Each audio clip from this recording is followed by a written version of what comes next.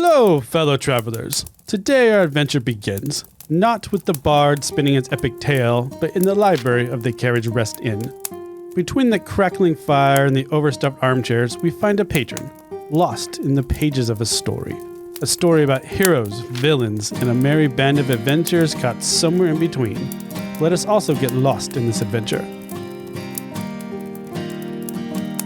This is so cool! Hello, welcome to our first episode of Carriage Rest Tales One-Shots. This is a sister podcast to our normal Carriage Rest Tales podcast, where we are just going to be doing one-shot adventures with our friends, families, and possible patrons. To my I'm Mike, your host and dungeon master. And to my left, we have... Caitie. Am I supposed to say my whole name? Yeah, we probably should have rehearsed this. Okay, let's go to your right. To my right, I have... This is Sam. I am a regular on the regular podcast. You guys all know me, but I'll be playing Elliot, who is a half-orc druid today.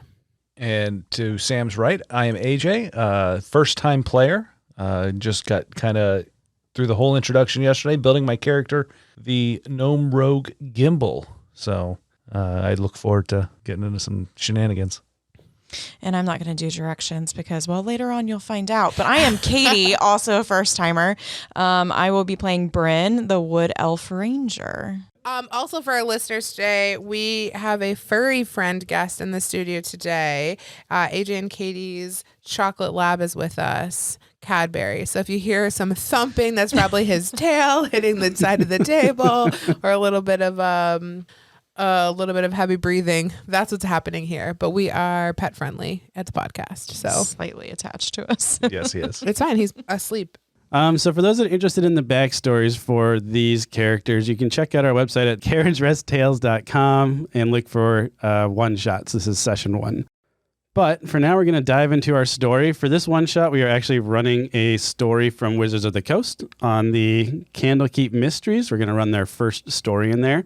We thought it would be a fun little thing to try something published. We'll see how it goes. Yeah, and the plan for the adventure is for the 4 of us to kind of run through this whole book together. So hopefully it doesn't take us 6 years to do it. So hopefully you guys it'll be cool because our listeners will be able to hear you guys grow. So yesterday was your first experience with D&D. Yes. So, I mean, literally full experience. So it'll be really fun to watch you guys kind of grow. And what a better way to do it than just a podcast. Yep, exactly. What I'm going to hand the players now is I'm handing them a little backstory, which they are not going to read out loud. And basically what happened is these party members do not know each other going into the story. So they need a reason for why they are going to be meeting up.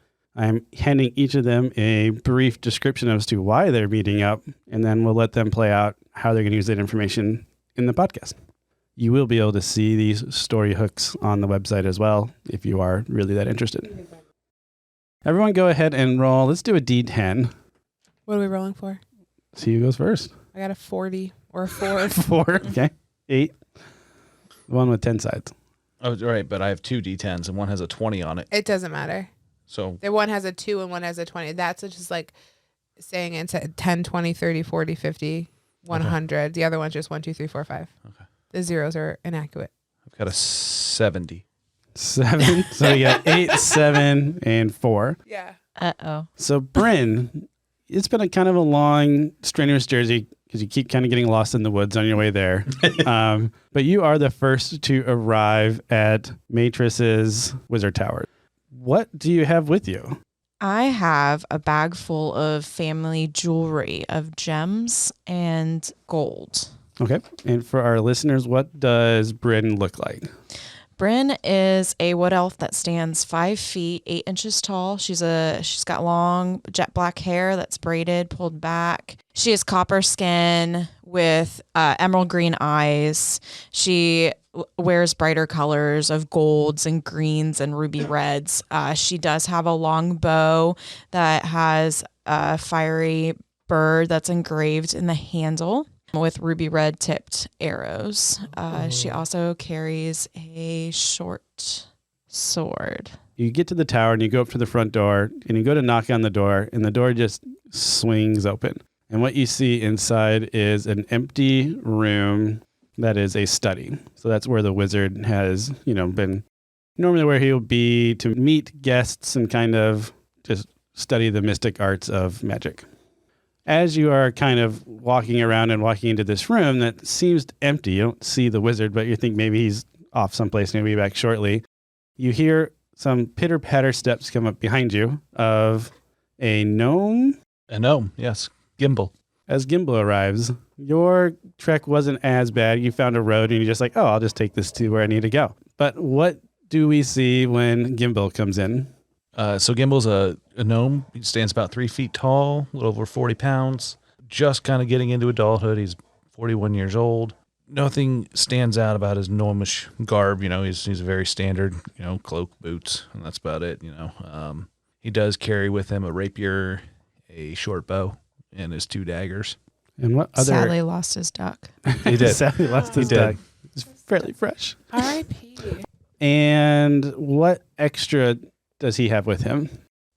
So the extras that he brought with him were, being that his father was an engineer and a tinkerer, he has a lot of just kind of tools and jigs and all kinds of things that were clocks built in his dad's workshop that he did over the last 40 years as he grew older. So he brought all this collection of things that he's built over the years with him to try and barter. So as you enter in, same thing, you go up to knock on the door, but the door's already swung open at this point. And looking inside, you see a wood elf kind of standing in the middle, maybe poking around on some books, but not really sure what to do with herself. Well, I'm going to go up and I'm going to introduce myself. So, hello, wood elf. I'm Gimbal. How are you? I'm doing well, gnome. What My name brings is you Bryn. here? I'm searching Matrius. Have you found him? I have not found him, but I've been looking around and I have seen nothing. There's no sound, nothing. Well, let's see if we can find a clue so we can find him, because I need to find this guy.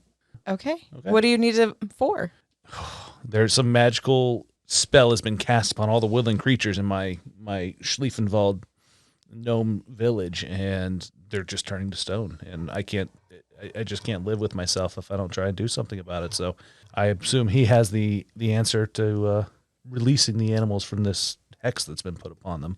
Well, I too need him to retrap a demon into a tree. All right. Well, let's work together.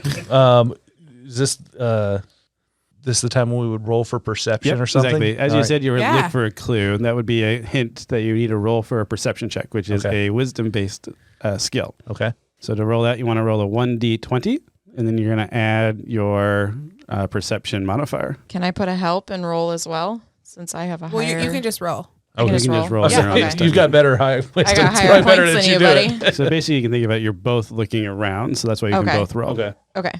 I got a 16. I got a What do you 10. add? 16, I had nothing. You had nothing. Okay. I have 10, but my perception is +4, so 14. 14 and a 16. 16. So with that, you definitely notice that back by his table, there is some like wrapping paper, and think like a shirt box size. And the box is kind of leaned off onto the side. The wrapping paper is kind of spread out everywhere. And the desk is completely cleared off except for a single book is just sitting up on top of the desk. And when that happens, and when you're looking at that, you hear a knock on the open door as you look over and you see a... Oh, that's me. Yes, that's you. A half orc, named. Well, you have a half orc. You wouldn't know his name, but you see a half orc. He is about 6'2", muscular guy. Has also jet black hair that is a little bit longer and it's swept up into a nice man bun. He has dark black, thick rimmed square glasses. He's wearing like a navy blue, kind of like silk button-down shirt with some brownish, dark brown leather vest over it, and a red, white, and navy blue kilt, like tartan kilt, with a little like satchel. And you just see a big handle kind of off of his back. You can't really discern what it is, but it's a big like wooden handle kind of hanging off his back. Hey. Elliot, or... Wow, do I know you? And then realize you have your name tag on still. Oh my gosh. Sorry, I just came from like a family thing. Let me just she peels off his name tag. Yeah, my name's Elliot. Have you seen Matrius? We're looking for him. No. You will notice that they are behind his desk right now. You guys don't work here? No, No. no, we're looking for Matris. Do you by chance know where he's at? I don't, but I do know that we might not want to be standing there if he does walk in. Look, we came in. All we found was this open box with a bunch of paper around it and this one book. Okay. We need to find him. Okay. Have you seen anyone else around here that we can ask? Or if not, this is all we've got to work on. We've got to find him. Well, I literally just got here. So let me see. I guess he's not in this room. So let's go take a look. I'm going to go look some other places. Okay. So Elliot's going to leave and go kind of search the tower. All right. He's going to walk out. Hello? Matrius? Hello? You hear a lot of birds kind of chirping and, Okay. woodland life around. Nothing seems out of the ordinary, but nothing responds. All right. I'm going to take a quick spin. Kind of just, how big is this place? It's probably about 4 stories high, cylinder shaped. Studies on the main floor because that's where he meets guests, and he also studies, and so you can walk outside, get breaks, that type of stuff. All right. Go to the door to lead upward, and it is locked. All right. I'll probably head back into the office. I'll give it like a good pound. Okay. Nothing. You pound away. You guys hear some pounding. Okay. Like someone's knocking on a door, and then nothing, no response. All right. I'm gonna head back into the study then. Okay. Well, I got nothing. I was like, we do a wisdom roll and see if we can find any clues in this book or something. Is that Sure. Yeah. Yeah. What is this about? Clearly. Wait, it's the I last thought thing on his Elliot mind. said that we shouldn't be by there. What do you know that we don't know? I just generally know if this was my castle and I walked in and someone was behind my desk, Well, maybe we should. I wouldn't take too kindly to that. Let's check the book. Then maybe head to the local tavern and see if anyone knows anything. I think that's a great idea. What? Well, you're there. What does it say? All right. So you're going to look through the book. Is that your plan? Yeah, it's the only thing on his desk. Try and find some kind of exactly. clues. So as you start flipping through the book, you get to the front cover of it, and then there's a little letter that's written into the front cover of it. And it says something along the lines, Matris, thank you for your help in curing my mental illness. As a reward, I'm sending you this book because you seem interested in extra-dimensional spaces. I really think you'll find page 243 enlightening. And then it's signed a little one. Do you read this out loud? Yes, I do. I read it first to myself, and then I repeat it to everyone. Okay. What's on page 243? Let's see. Yes. Flip it. I'm flipping to page 243. Okay, so when you flip to page 243, it is the incantation for a spell, Morcan's Magnificent Mansion. Ooh. Is the name of the spell. And what it is it's a extra-dimensional space that will produce a mansion that you can go into. Do we now have this spell? You do not, because none of you are high enough spellcasters to use it. That's silly. Can we write it down so we have it for later? Sure, you can take some time and try to copy it down. Yeah, I think Elliot's going to do that. Okay. Okay. It's easy to find some paper and a quill because this is a wizard's study, so he's got lots of stuff around. Is there an index in this book that I can look and see if this spell appears anywhere else in the book? There would be an index in the back, like a typical book, but you don't see any other references to the spell. I think Bryn's going to be walking around checking out to see if there's anything else of clues. Maybe see if there's a hidden passage somewhere. All right, sounds good. Go ahead and roll a investigation check because you're actually going through and looking specifically for like a hidden door or hidden passage or something like that. I rolled a net 20. Oh, yeah. Your first nat 20. My first net 20. So while Elliot is going through and doing a painstaking job of like copying down this spell, Bryn, you're going around and you're like, okay, most of the time there's like a secret doorway in a bookcase. So you like go through and like move every book and you're just like speeding through and like moving all the books, and you move every book in this place and you're like, okay, I am 100% sure there is not a secret passage in this room. All you know is that there's a door going to the upper levels that's locked, and there's lots of books scattered around, and that's about all you notice. And no keys. No keys. No, but I want to go use my thieves' tools Okay, to sounds see if good. I can't open up that door. Oh, Elliot is just... You can always roll a stealth check to try to do it without Elliot noticing, because Elliot is focusing on I'm copying a spell. copying. I mean, I'm stealing something right now. Like, I'm literally stealing something, so I'm going to just But throw she's you gonna some shade. Judge your stealing, Yeah. not him, not Okay. his. Okay. Let's do that. I'll throw Okay. shade. Let's It's throw fine. a stealth check. All right, so you're going to roll a d20, Okay. and then you're going to add your stealth modifier, 8. 8. So then if you're trying to purposely hide from another player, what they're going to do is they're going to roll their perception check, and it's going to be competing against your 8. Okay. So if she rolls below that, Oh, you get away. I have to roll. That's fine. If she gets above it, So perception, you're going to roll a 1d20. You're going to add your wisdom. I'm adding wisdom and my proficiency modifier. So I'm going to add a 4. I rolled a 3. So I got a 7. so even with the low 8, You still won. Elliot is so entrenched in copying the spell. You're like right next to them, just picking away. Okay. And now you can roll your thieves' tools to see if you can actually get into this locked door. So that'd be a 20 plus dexterity in my proficiency. Nat 20. Perfect. Oh. You are deadly silent, and you just easily find the tumbler, and you pop it open, and you are now free to move about the entire tower because that was the only locked door. All right. Well, I'm going to start investigating around and see what I see. So do an investigation or a perception check. If you want to, I'll just explain. Okay, But there's 4 floors in total. He's got the study on the bottom. Next one is going to be the kitchen because you don't want to carry your groceries up too many flights of stairs. Yes. Nothing surprising in that area. And then you go up, and the third layer is his bedroom, bathroom area. You find lots of really fancy linens and lots of like jewelry. Basically, a lot of excessive wealth you find in that area. Like he likes to surround himself with nice, pretty things. Mm-hmm. And then you think back and remember, like, okay, we're asking this person's help, but he does require a hefty cost. He requires lots of fees in order to do his magic. It's like, okay, he likes the fine life. And then you go up to the 4th floor, and it's just like think of like a rooftop garden area for like a telescope, just a place that you can go and relax and get away from everybody. But you don't really find anything of note. Okay.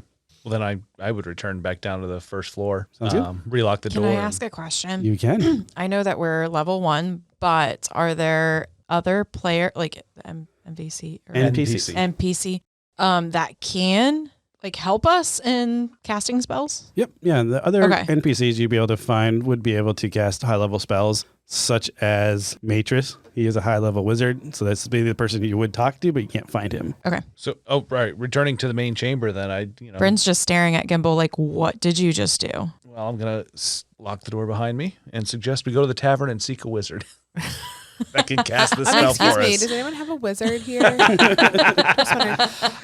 Okay, I so did forget to ask when you introduced yourself, what Yeah. else do you have? What is Oh. your extra items? my charisma. I have nothing. Oh, all right. Interesting. I have going to. Your half orc charisma. Yeah, it's not super high, but desperate times call for desperate measures. So she is going to. She's got her skill. Not she. I was gonna say, is Yeah. Elliot I've a been playing she or now. So he? hard. I've been playing it. I've been playing it. A she. A she an the last actual- couple of times. He's got a specific skill set, but I would like to roll a history check. Okay, roll a history check. That's a 1d20. It's intelligence based. I got a 16 and I got a -1 in history, so I got a 15. And what are you trying to remember? As I'm like reading this spell about this tiny mansion, Magnificent mansion. this magnificent mansion, do I know, like, would it be in this room? So if he had cast this spell, would it be like a door opens or a little mini mansion opens that he walks into? So do I think that this mansion is in this room somewhere? You would remember probably from fairy tales and the legends that are just told of like high level wizards that they had the ability to manifest doorways that would lead to extra dimensional space. Mm-hmm. And that's where the mansion would be. Okay. So do I think that's in this room? Yeah, you would put together that, okay, this spell, as you're copying it down, you'd be like, okay, it even maybe tells you in the description that it's going to cast a doorway that you can then walk into. Okay. So I would, now knowing this, I would want to roll investigation, and I Okay. want to specifically look for what I would discern as this doorway. Sounds good? I really want a nat 20. And I got a 16. And 4 is non-natty 20. Non-natty 20. Well, no, that's perception. I was doing investigation 15. You would get back to the front cover of the book and then remember that he received, and then you would look down and see that there was wrapping paper in like a box. So you would put together that he was just sent this book. Gotcha. So I don't think So he's you would cast it. probably say he probably didn't cast it, at least not in this room. because he just got the book himself. Remind me who signed the book. A little one, and you would know that it was sent from Candle Keep, which you guys would know would be a large international library. Think of like the Library of Alexandria. So I say, if we're all in it together, let's go to this Candle Keep versus a tavern. Well, Yeah. I know you're in it. What are you seeking Matrius for? Well, I need his help, to be honest with you. My clan, they're just not doing so hot. So I just need his help. Well, are you in with us? Let's go to Candlekeep. Yeah, I feel like I'm in. All right. So we're thinking the tavern. Should we start there? Or the Candle Keep, where the book came from. Well, while Yeah. we're here, we can check the tavern to see if Yeah, we anyone does can. anything else. Yeah. maybe let's we do But I that. think Candlekeep's Maybe we couldn't hear maybe the anything. next one. And Yeah, then it's getting pretty late. Maybe we head out the next morning. yeah, I think Yeah. it's a good idea. Okay. So I'm sorry. What were your names again? Gimbal. Gimbal. And Bryn. Brent. And he reaches his hand out, shakes both your hands. Yes. And you are? Elliot. Thank you. Are you guys taking the book? Yes. Okay. We're taking the book. As you take the Are book, you carrying the Gimbal. book? I will carry the book. Is the book bigger than you? Because Well- in my mind, the book's bigger than you. Well, here's my question: 246 pages minimum. minimum, minimum. Yeah. How big's our book? probably 500 pages because I'm just picturing it right in the middle. I mean, okay. The page that I referenced. Dimensions. Are we talking like a 3 foot? 8 by 11. I'm Super taking thick. it. I'm taking it with me. Okay. You gonna put it in your satchel? Yep. All right. So as you go to close the book and you start bringing it like to put in your satchel, Elliot wants to leave a note. you want to leave a note? I'm just gonna leave a real quick note. Okay, what's the note you're leaving? I just want to say we'll bring it back. We'll bring it back. Okay. Love E. Yeah. L-E-E-L. Big E, little G. Big E, little G. What's that from? Big Elliot, little Gimbal. Oh. Yes. I thought this was a 3. A what? A what? No. I stopped Cut. it right Edit. then. Right when I said 3, I was like, Trio. Yeah, Trio. trio. I thought this was a trio, not a duo. A triumvirate. A triumvirate. So as you go to put the book in your satchel, you close the covers together, and then you notice that on the binding itself, there is a word written on the binding, and it says Spectre.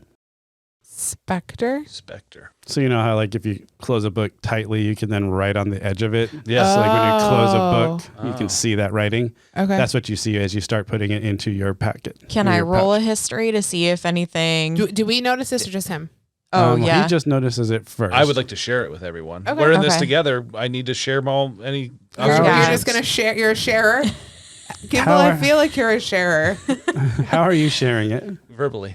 Okay. I'm going to tell everyone, hey, I noticed this book says Spectre on the pages. You know, That's- anyone does that draw anyone? Can I you know, roll a Yeah. history? Can we all roll history? You can, but as soon as he says the word Spectre, a Oh. light starts to shine from within the book. Oh. And then the book kind of like starts pushing against your hands a little bit. Okay. Are you going to keep holding it or? No, I'm gonna let it go. I'm not very strong, so I don't Okay, think I'd so be able you're to hold like it. trying to hold it at first, He's and then it just little like G. launches out of your hand and lands in the Yes. middle of his study, and it just starts flipping through the pages, and it ends up on whatever page I said, 246, I think it was. And then the light starts to shine, and then all of a sudden, right above the book, like it's coming out of the book, is a double French door. So it has like a little door casing, and then 2 doors opening up. Little G. Get it? Elliot says out loud. It's a good thing I decided to take this book with us. I suppose. What do You we guys- do now? I say we go in. We need to. I mean, yeah. I'm out of options. Agreed. Let's go. Who's going first? I will stealthily move into these doors that have opened up for us. Yeah. You're going to stealthily go into the door. Stealth. Okay. We'll lead with the short one. Yeah. Elliot's gonna pull. Elliot will take up the rear, and he's gonna pull his axe and just ready action. Okay. So Bryn Yes, will have I her s- longbow ready. I suppose I should have my daggers ready. I imagine you're like, like walking- I picture like I do. Like Elliot does this, and you both go, yeah, Yeah. like, yeah. That's a good idea. And That's like right. Elliot's like all of a sudden is like, oh, they're new. Like this like thing just kind of, and he's like, Okay. Okay. FYI, I'm really bad with directions, so please don't lose me. That's why you're in the middle. Yeah, Why I'm leading, no, you're we bringing, are. Ellie's bringing up the rear. like arrow drawn, like ready to go. Over Like, the short person. This is working real. Guys, I think we just found our, this is how we enter every room. Short person in I- front. Short person. yeah. A short, Bow stealthy drawn person. just above. Short, yeah. stealthy person with two big figures behind him. Arrow drawn just above his head. Yeah. yeah. All right. So as you open the doors stealthily, you see a big meadow, like a big open meadow, like lush green grass, nice, beautiful blue sky. And then you see a elderly wizard kind of doing like the Jack Sparrow run across like the line of vision. We turn around, go get rum, and come back. Oh, just kidding.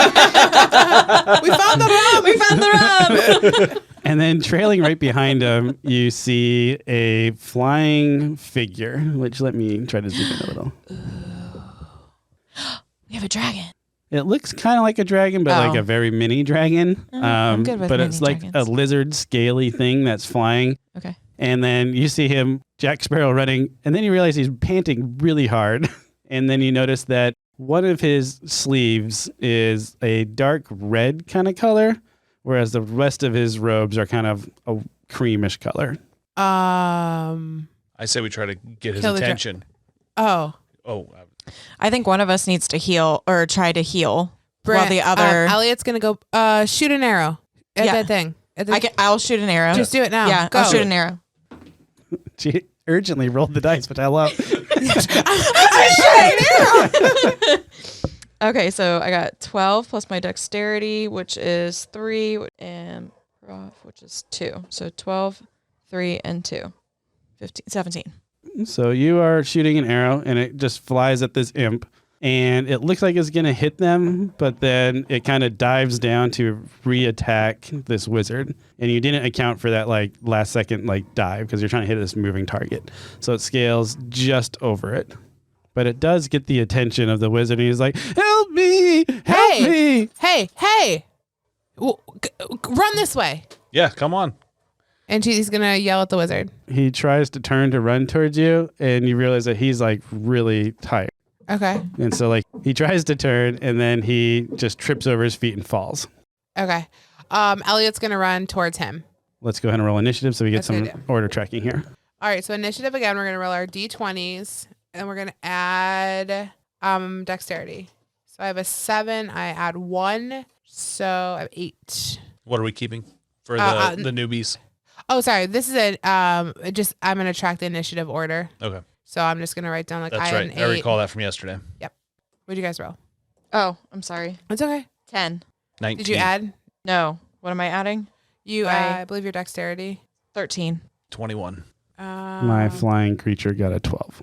What is it, an imp? I mean, that's kind of what it is right now, but I'm playing it a little bit different. So Okay. flying creature. Bryn. I spelled that wrong. And It's cool. We just met. Lil J. Lil G. Lil J. Little G. And Big E. Actually, I'm just going to just do a lowercase G. I still think it's sad that we're not calling you Stumble Duck. We don't know it yet. You don't know Yeah, it. you don't know it yet. You can't call him that. Big E. That's true. I don't you know don't just you come well out and be like, enough to "Hi, give you my I'm nicknames." Gimbal Yeah. Stumble Duck." I mean, you clearly know me. I walked in here like, oh, hey, Elliot. They're like, that's like Elliot didn't forget that. He's like side-eyeing you the whole time. Like, who is this little G? All right. So I would say that this scene that's going on is about, let's say, about 45 feet away. All right. So I ran towards it. So I'm still 15 feet out. Yep. And I think we're at the top of the order now, which would be Lil G. Mm-hmm. So I'm going to run towards it as well. Okay. What's your movement speed? 25. So you can get about halfway there. Okay. I'm not within range of my short bow, am I? Yeah, you are. You are. Am I? Absolutely. Then I'm gonna- Your short bow's like 60, Then I'm 30, going to go ahead 60. and try and take a range shot at the short bow. Okay. Sounds good. It is diving down at the wizard, but it's still up in the sky, so you feel like you have a nice clean shot. Okay. Whew. Let's see. So I rolled a 3 plus my dexterity of 2, proficiency of 2. So I got a 7. Yeah, you aren't quite proficient with your short bow yet. So, like, you are going to like string your bow, but you just accidentally like just throw the arrow before you like snap it into the string. Well, hopefully I can find it later. Yeah. Yeah, You I'm can probably sure bend you down can. and pick it up. I feel like it went a foot. Like, you gonna get that? Okay, Bryn. Well, Bryn starts laughing at Gimbal and runs back to shoot again on her longbow, Okay. which is 8 plus 5. So math, 13. 13. Mhm. This one, you're a little bit wider. You're probably nervous about maybe hitting the wizard, so you're like aiming a little bit high, thinking like, all right, I want to make sure if I'm going to miss, I'm going to miss high. Because you just don't have the confidence of a seasoned veteran yet to like, I know I'm going to hit my target, so you're just a little bit off. Oh, the imp. The flying creature is going to continue its dive bomb because so far it doesn't even really register you guys are here. So it's just going to continue to attack the wizard that is on the ground.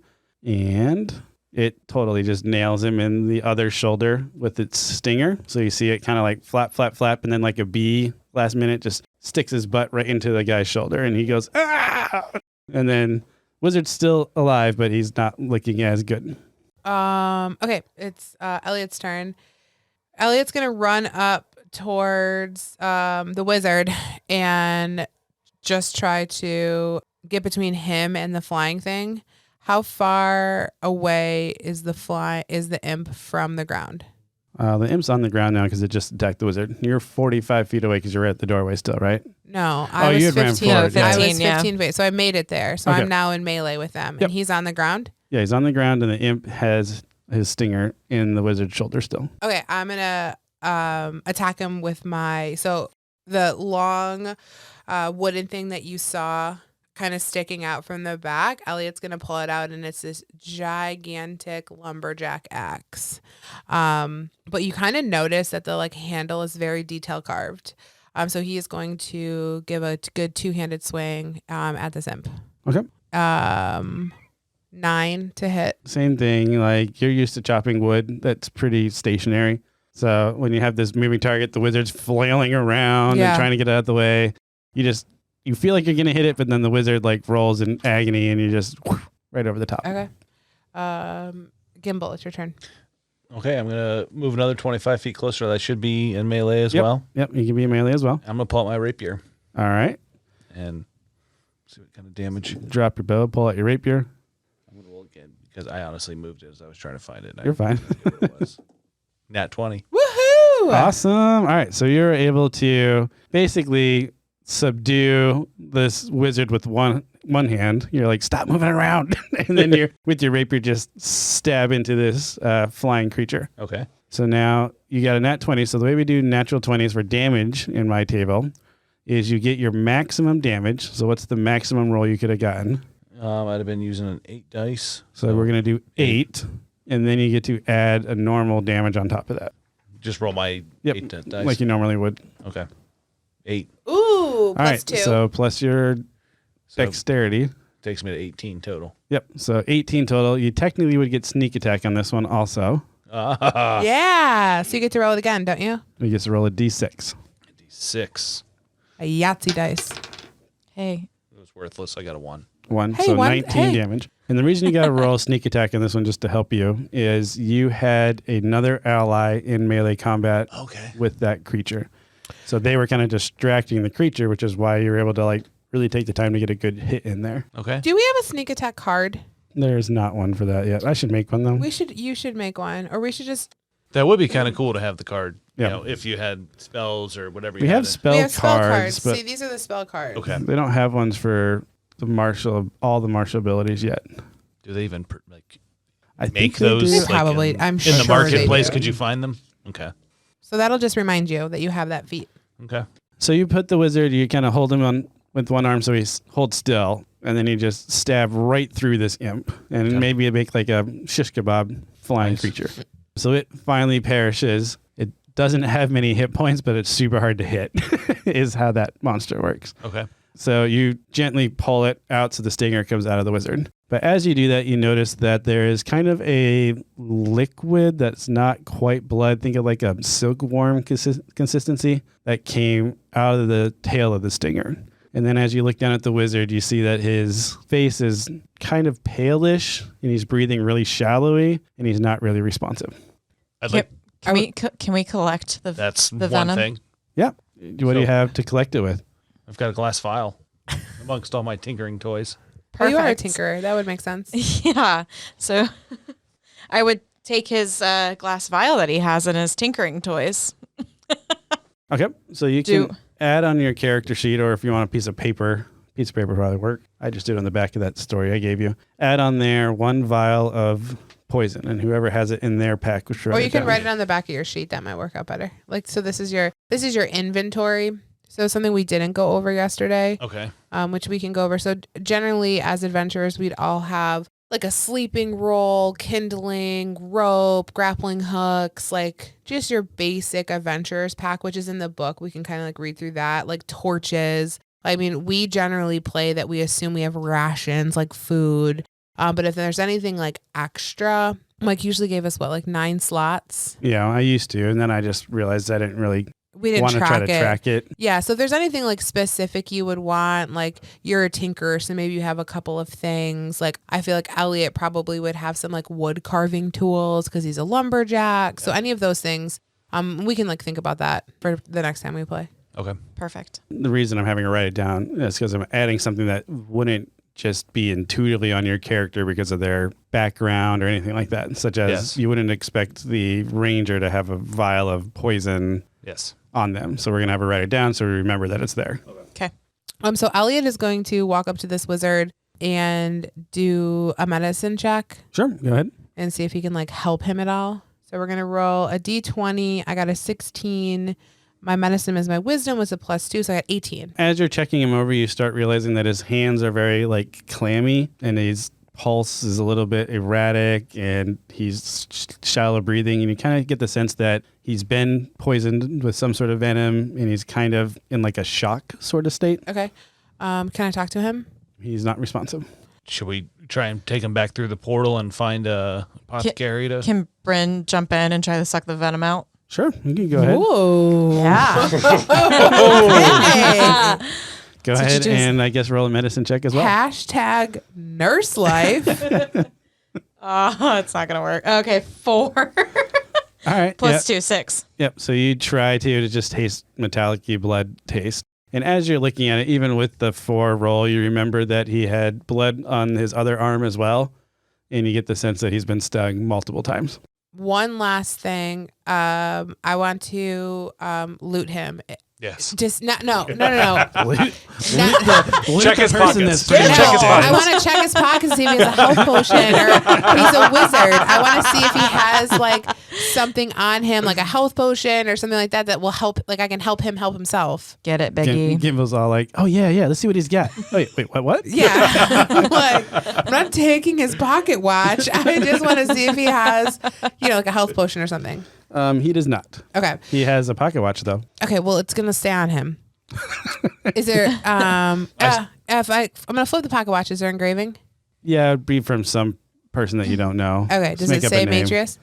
Yeah, it says to Matrius. Okay. So this is Thanks for Matrius. your Oh, help, okay. Clordana. So she looks at Gimbal and she looks at Bryn and he just picks him up, throws him over his shoulder. So as you pick up Matrius and turn to walk back towards the door, you turn around and you see a door frame, but no door. It's just a door frame in the middle of a grassy field. But beyond that, as you turned around and looked the other direction, you see a very large mansion that's about 150 feet wide, 2 stories tall, out in the distance. We need to go there. Yeah, that's our only option. So I think. I'm at this point, he's running. Yes. Mm-hmm. So you're running the distance. This is probably like 200 feet. Doesn't take you too long to get there. And you get there and there's a big double door opening, like grand entrance type of thing. Mm-hmm. And you find yourself inside of the mansion in the entry doorway. We were able to walk right in. Were you able to walk right in? There was no door, or there was a door, but there wasn't locked or anything like that. And it's just a gigantic hallway. Right in front of you, there's a kind of steps leading upstairs. And then as you look down the hallway, you see 1, 2, 3, 4, 5, 6, 7 different doors. 2 on the ends. Oh my gosh. Well, first I'm going to shout, hello, help. Yeah. Is anyone here? Hey, hello. Um, Matrius is injured. Can I point out that I probably would have grabbed my arrows on the run back? Yeah, So I sure. have my 20 arrows back. I forgot about that. Mine landed at my foot, so You picked it up right after you shot it. Both of yours missed, Sorry. and it was a grassy field, so you were Yeah. able to retrieve them without them breaking or anything. Okay, and then yes, I'd be screaming as well. You don't hear anything from the entrance as you're screaming. Are you going to just stay at the entrance and screaming, or you kind of run around? Or? I think we need to like be checking doors. open every Yeah. door till we find something. Okay, so you start running around and you're opening doors and you're seeing all sorts of stuff like a library. It looks like a place for like a study, a dining room table. But then as you get closer to one of the doors, you start hearing kind of like clinking and clanking coming from it. Okay. And you get a sense that there's somebody in that room. I'm holding him. When I hit the dining room, Yes, I put him on the table. I suggest yes. Okay, Yeah. so you find the dining room first, which is this one at the end of the hall. And you're going to go ahead and put I want to say corpse, but he's not dead yet. The body, the wizard. You put the body of the wizard on there. Matrius. Can we put some? Please help me with the term. Straps on to if you Tourniquet? Yeah, we can tourniquets to try tourniquet. and yeah, Stop the we use flow his of it. own. We use his tattered robe. robe, So- and we try to stop the bleeding. So you kind of strip down his robe a little bit so you can tie off like Yeah. up at the shoulder so it doesn't keep Yeah. bleeding all over the place. while we investigate further. And it looks like he's doing pretty good. And I'm going to read the entrance as you walked into that library. You didn't notice this at first because you were just so rushed to get him on the table. But then as you start to take a stock of your surroundings, the large windows form the entry of one wall looking out on 3 planted beds filled with vegetation. So outside the window, you see like a greenhouse. Okay. And you have 3 vegetable Greenhouse. beds out there. Yeah. Okay. Within this room, a crystal chandelier hangs above the table made of a dark wood. So that's like the wood is really nice, fancy wood. They can make mahogany. Yeah. And there's this crystal lamp there. 6 matching wooden chairs with scarlet cushions surround the table, with the 7th chair sitting alone in the far corner. So that's what we see in the room? That's what you see in the room. Okay. Where's the room with the tinkering? That would be the next room over. I think we go check that room out. I'm going to Well- stay. Can we look and see or investigate to see or maybe insight on if the plants have any healing? Sure, you can do a survival check. you wanna is what go do that's that? called. Survival check? You're- Yeah, I okay. can do that. I'm going to stay with him. I'll go check that tinkering. So splitting the party up. Love it. Love it. Let's do the roll the dice. Even Okay. or odd. Even. All right, so even you're going first, and you are going into the greenhouse. The end of the building is a greenhouse with open arched walls. Flowering shrubs and small trees grow between the paved paths that meet into a semicircle patio. There's no sun in here, but 2 glowing orbs hanging above the plants, bathing them in light. There are colorful blossoms everywhere, filling the air with their perfume. You get the sense like there's windows here, but they also are supplementing that light just because there's so much vegetation and growth in here. And you got a survival check. Is that what it was? Yes. 13. You see a lot of plants, and it's taking you a very long time to like sort through all of them just because there's exotic mixtures with like you're kind of used to seeing in the woods, and it's kind of difficult to make out like, is this what I need? Is this what I need? What is that? Now I need you to make a Constitution saving throw. 5. All right, roll a d6. You stayed with the Yeah, I'm with Matrius. Okay, so you see your compatriot kind of looking around, poking through all various things. And then all of a sudden you see like this poof of like a pink mist kind of go over their head. And what did you roll? A 4. For the next immediate future, so you're going to be talking with an Irish accent.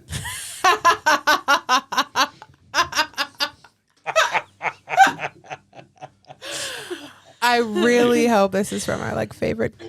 Are you trying to make sure you have no Irish listeners ever? I don't know. We're gonna go ahead and apologize in advance to any party we ever offend. We are the least offensive group. I'm trying to channel in my inner Ireland. You're inner brave. Inner brave. Give me like a phrase. Eyelass. Eyelass. That's all I got. Sometimes you just gotta drop the G's and the R's and that's all you need to do. Well, shoot, maybe Elliot should have been the one to roll that right. to roll that. Oh, You're doing it. I'm doing it. You're doing it. doing it. You're doing it. Just do it like a little. Elliot, do you think I sound a little different? And then as you're talking to yourself, looking through and trying to find these herbs, you hear a lot of like, just kind of laughing coming from inside the greenhouse. And now we're going to cut scenes over to Gimbal. You enter into what is the kitchen. Okay. And you see two kind of creatures. You're not quite sure what they are. They kind of look like chickens, but with like a human head, like but big feet. And you're like, I'm very confused at what this is. Are they aggressive towards me, or are they Well, just they kind of? they see you enter, and at first they're like chopping up food, and that's like the clanking you hear them as they're like mixing things up. And then there's an island in this kitchen, and they fly over the best that they can fly, and they land, and they're like, "Oh, a guest! Hello! I'm so excited to see you." Are they taller than him? They are about the same size as Gimbal. Good luck, lass. Okay. Well, first I'm going to ask them if they know where Matrix is, and I know the answer, but I want to see what they have to say. Matrix, is he that? I think that was that wizard that was here earlier, right? Yes. He said he was going to go home, and he left like an hour ago with a little like a little statuette of a creature that the masters had provided. Where are your masters now? Oh, I haven't seen them in ages. We're just here with the cats. How can I get in touch with these masters? I don't know. They just kind of show up when they want to, but it's been like a long time. Okay. Like, Where do you have any healing potions that I can help to give my companion? I'm not sure. We're just supposed to stay in the kitchen in the dining room. Where's the dining room? Oh, we've been to the dining room. Well, you just came through that Yes, door. yes. So I think that's where you were. Yes. And where are my matters? I forgot to introduce myself. I'm Kumin, and I'm Your buddy Turmeric. Coriander. Coriander, thank you. Oh, lassies. Colander. Colander. That's what I was thinking about. Colander? That's the thing you pour things through, Yes, right? that is. Yes, Colander and Kumin. calendar. Colander and Cumin. Oh, there's. Is there anyone else in this building that you know of, Colander and Cumin? I'm Gimbal, by the way. Oh, it's nice to meet you, Gimbal. I see that your boots are a little bit dusty. Do you need us to like shine those up for you? No, I need something. You need something to eat? I think we're just making something. I We need normally just eat. I cook need for some the healing cats, potions so to help my friend, my you need companion. some- I don't really have any healing potions. Okay. Do you know, I don't know how to anyone make- else in this building? Well, there was the wizard, but he said he left. Okay. wanna Can I do a help perception Gimbal check really to see if bad. there's anything else in the room besides these two? Sure. The large iron stoves take up one wall. The rest of the room is filled with large tables, racks lined with hanging pots, pans, and kitchen utensils. Everything else is sparkling clean. Are there doors to any other rooms other than back to the main hallway? You see a door on the back wall, the door you just came in through, which is like the butler door to the kitchen, like the butler door to the dining room. And then you see a door to the main hallway. I'm going to check that. I'm going to stealthily go through that door in the back wall. You can try to roll the stealth, but they have seen you and there's no one else in this room and they just like are watching you. Who's in the other room? Oh, I know what you're saying. Yeah. So you're going to the back wall? Yes. Okay. So they watch you as you like crouch down and get into this nice low stance and you're like do do do do do. All of 18 inches tall now. Yep. Like you have to reach up to get to the doorknob and you open the door and it's a pantry. Inside the pantry, there's lots of dried foods, kind of like it was prepared to, be able to survive on this household for like a year without having to leave. I'm sorry. This is a break because this is going to be okay. That's like you in the pantry in the middle of the night. All stealthy, trying to be quiet. Trying to steal a something. snack, some M&Ms. I don't know what you're talking about. Okay. If there's nothing available here, I'm going to have to continue on down the main hallway. And As you're looking into the pantry, you feel something sharp kind of stab you in the back of the leg. Well, I'm going to react and pull out my daggers and try and defend myself. Okay, so you kind of jump into the pantry and do like a 180 pivot. Yes. In a typical rogue fashion, you hear, and there's like a cat that was like trying to like get your attention. So it was kind of like scratching on your back, like the back of your leg. Well, I'm going to talk to. Clearly, the cat wants my attention for some reason. So what's going on, Whiskers? Meow. It goes up to try to like rub Where up are you against taking you. me? Yeah. It rolls on its side and is like, Wants its belly rubbed. yeah. All right, I'll rub the belly for. I got 2 Perfect. seconds because I love my animals. Yep. So you just rub the belly of the cat. That's it. Let's go. This is a great image. Stealthily. Oh, kitty. And let's go back to Elliot, you are. Meanwhile, in the dining room, Elliot's Meanwhile, like, in the dining room. what is that? What? He's like, here's like, see this pink puff, and then his like new friend just speaking to herself, and then here's all this like clanking and meowing from the dining room, and feels like nothing is getting accomplished. All right. So what's happening for you? Aren't during you this glad time? you During picked this this time as frame? your partner? Yes. So during this time, is Matrius is breathing. He's just unconscious. Yep. His breathing is shallow, but his heart rate's kind of erratic. Okay. He's kind of sweating a little bit, but not like profusely, but more like you get when you like have a fever. Yeah. Like you get like clammy and Yeah. sweaty, but it's not like dripping off of you. Okay.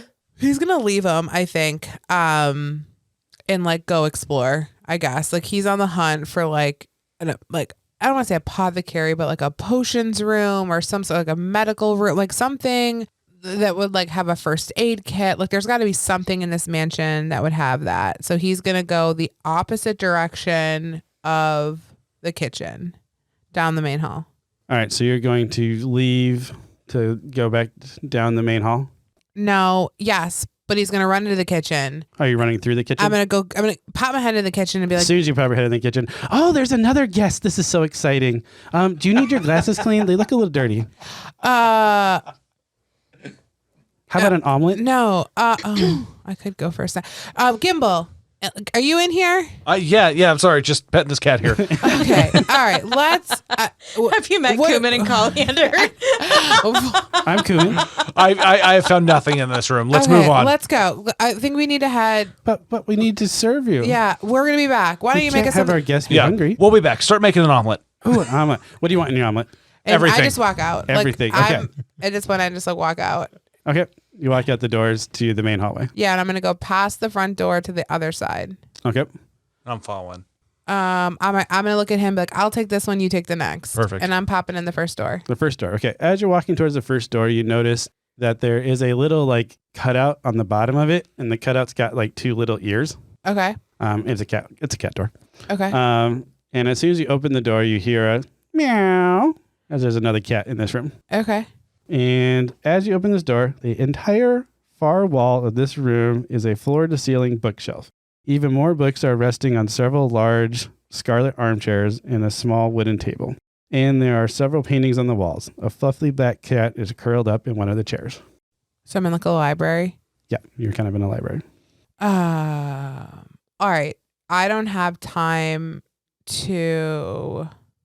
Okay, so Elliot knows that he doesn't really have the skills to do any sort of magic, like read any types of spells. So he's specifically looking for a potion or something like tangible he could just dump down this guy's throat. So he's going to probably frog hop and go into the door on the other side of Gimbal. Before we get to Gimbal, we are going to jump back to our woodland elf that is wandering around in a greenhouse, talking to herself. All right, lassies, I hear you giggling. Where you at? Perfect. Go ahead and roll a perception check. Got a 9. Big bucks. 13. So as you're doing that, you hear her laughing, and it's on your shoulder. And you look over, and what you see is it's called a fairy dragon. And it's like a little dragon, but it's like the size of a fairy. And it kind of laughs, hee hee. And then you see it inhale, and it breathes out a smoke, like a pink smoke in front of you. I'm going to give you a Constitution saving throw with advantage to see if you're smart enough to hold your breath. Nope. Well, that's a 2. So with advantage, you get to roll the D20 twice, and you take whichever number's higher. Sweet. 17. All right, so you're smart enough to hold your breath this time, and you see the dragon kind of get disappointed, and it flies off. But as it's flying away, it disappears. Oh. But then you see like a branch kind of like bounce in the wind a little bit. So you get the sense that it's still in the room. It's just cast invisibility on itself. All right, lassie, I know you're still in here. Let me look around and see what else I can find.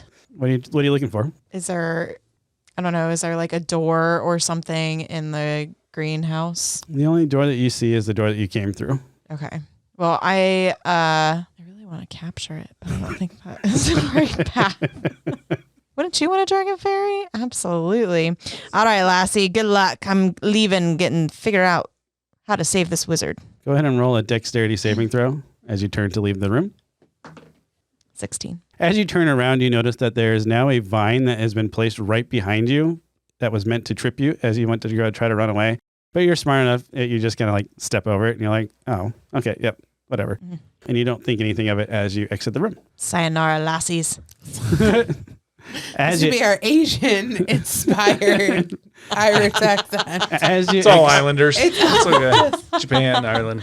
as you exit the greenhouse, the effects wear off of you and you no longer need to speak in an Irish accent. Whew. And at the end of the hall, you see Elliot coming out of a room and running down the hall. And you see Gimbal opening another door. And we're going to jump to Gimbal. All right, I'm going to open up that door. And This room contains a battered wooden mannequin and weapon rack holding staffs and daggers, all lit by a bunch of like oil lamps around. The floor is stained and scorched. And at the far end of the room, a broom hovers on the floor, sweeping itself. do I find any magic, any potions again that we can find in this room to... Nope. All you see in this room is a wood mannequin and then a bunch of weapons like mounted on the wall.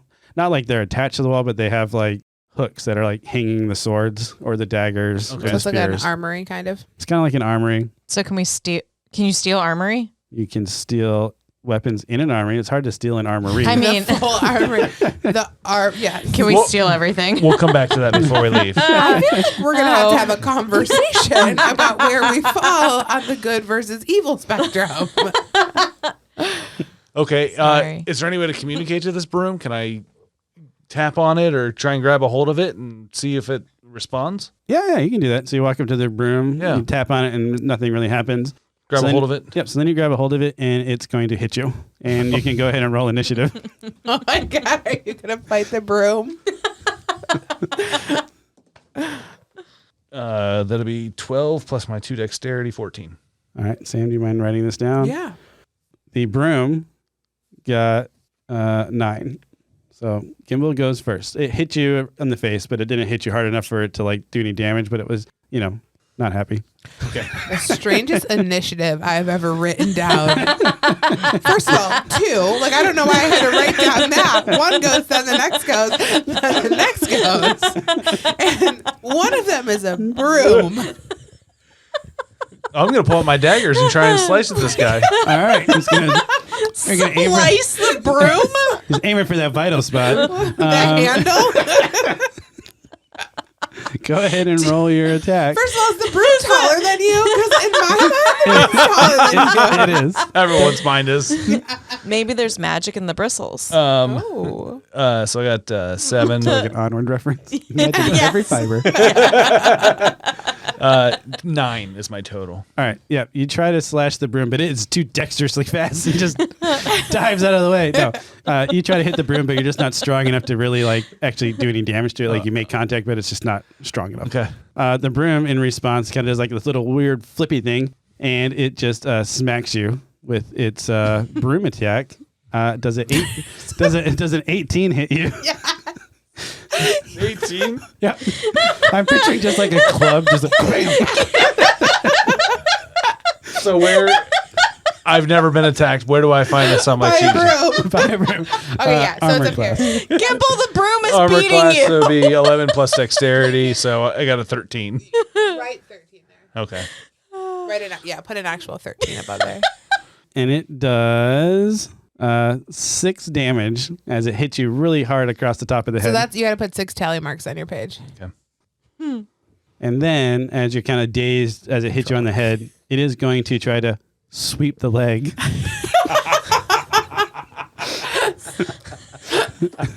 It got a 19, so you can roll a dexterity saving throw to see if you beat that. This broom is going to take you out. I'm going to walk by and you're going to be unconscious on the floor from a broom. We have no healing spells. Nat 20. All right. Oh, so you are thank God. you are successful in jumping over the leg sweep. But then that sweeping action got the broom distracted, so it just goes back to sweeping. Yeah. Okay, I'm leaving this room. I want nothing more to do with it. Sounds good. I picture like him and I coming out of the room at the exact same time, and he's all like flustered, and I'm like, What? Did you find anything? Just pull. No, Ace Ventura. Do not go in there. What are you doing? We got to find something to cure this guy. There's nothing in there. Next room. Nothing to see in that room. We're moving on. I tripped over something. Knocked myself out a little bit. Elliot, you are going into that final room on this floor. Okay. Well, I guess there's another room, but it's you could see that it's a broom closet. It's a broom closet, and there's lots of brooms. No. So as you open this door, you see tall shelves filled with books line the walls of this room. 2 more shelves run through the middle of the room with 10-foot aisle between the 2 of them. Several stacked books are piled high throughout the room. There's also a small reading desk and a cozy scarlet chair in the corner. So you get the sense that this is the library. This is the library. All right. And there's no other doors. As you're looking into the library, are you stepping into the library? Yeah. Okay. As you step into the library, you see on the outside wall that there's like a glass slider that is going out to a balcony. I'm going to go out to the balcony. As you're going out to the balcony, you can go ahead and make a dexterity saving throw. 9. You are going to take 7 bludgeoning damage as a pile of books lands on top of you. And you are now pinned under a pile of books. Okay. Help. Oh. Hey, Bryn, Gimbal, Bryn. All right, go ahead and roll initiative at this point just so we get an order tracker here of who's going when. All right, I got a 5. 18. 2. 14. So I'm going. Yeah. Yep. So you hear a da-da-da-da-da as some books fall over, and then you hear Bryn from Elliot. So I go running to Elliot, and I'm like, Elliot, are you okay? What's going on? No. Oh my gosh. No, I'm not okay. I'm actually in a lot of pain right now. Can you get me out from under these books? Of course, I'll help you get out of the books. And as you're working towards the books, now all of a sudden the books have kind of started to animate. So originally they fell over, and then as you're walking, you see one of the books kind of come up and then just try to re-slam down onto Elliot. And it is going to make an attack. I feel like this is the broom situation. I don't even want to go in this room. I'll tell you what. A 9? Misses. All right. So it tries to hit at you, but you are smart enough to get like your arm up so you block the book and it kind of deflects off to the side. But then you start to feel all the books around you start to like rumble like they're going to do something. Kind of like they're animated. Okay. Is that Bryn's turn? That was the GM's turn. Oh, so it's my turn? Yep, Elliot's turn. I'm going to say Spectress. Spectre. Spectre. Does that do anything? It does not. Okay. But I like to try. Can I just like try to just get out from underneath the books? We can make a strength check as these are trying to push down on you. I rolled a 3, 5. There's not enough to get out of these books. They're just too heavy. You've kind of got your legs pinned, so you're trying to like pull yourself up, but you just can't reach it because these other books are pushing you back down. Can Bryn is this no, it's an action. Okay. Can Bryn go in and try to pull Elliot out from underneath? It's not your turn yet. When it's on your turn, Right now you're in the room, but I didn't let you get all the way to yours because you had to run all the way down the hallway, if that makes sense. Oh, yeah. Sorry. It's Gimbal's turn. Gimbal is still in the hallway at this point. Just got done with his Yes. tussle with the broom. I'm going to walk into the room. I don't think I'm going to have the strength to pull a 6'2" orc. Maybe you can just take some books off me. That's what I'm going to start doing. Yes, I can't pull you out completely. So yeah, that's fine. Peeling the books off. It's really starting to hurt, guys. So go ahead. You're able to grab one of the books pretty easily, but then you actually feel it start to like bite you and trying to like break free of your grip. Okay. Try another book. Can I get that one off? Same thing. You can try to pull them off, and you're actually holding the book, but then you feel it like trying to pull back in towards Elliot, towards the rest of the books. Is there any central book that they're all pulling towards? That's a good question. You can roll a intelligence check. Okay. 14. You can sense that there is one particular book. You can sense it, but you can't really like point it out just because it's kind of like a big chaos thing, but you and your mind kind of narrow in on, oh, this is the mark. This is the book that is the central book. Okay. Then on that, I'm going to tell Bryn, well, first I'm going to try to pull it, but I'm also going to verbally make it known that Bryn, this is the book. Let's get this off of Elliot right now. So you see him say that, and he's holding a book in his hand. So I'm going to go after the book that he tells me to. All right. So you're entering in as well? Yes. We're all piling in the library. Oh. Look at the party being back together. So, So what are you trying to do to this book? You say I'm going to get the book, but what does that mean? I'm going to get it and try to figure out what book it is. Like, try to put it in my hands to see if I can get the rest of the books to stop. So as you pick up the book, you're going to get hit in the face with another book. Oh. It's not his turn, so I can't do damage, but I can explain what's happening. I'm going to continue to try to go for the book.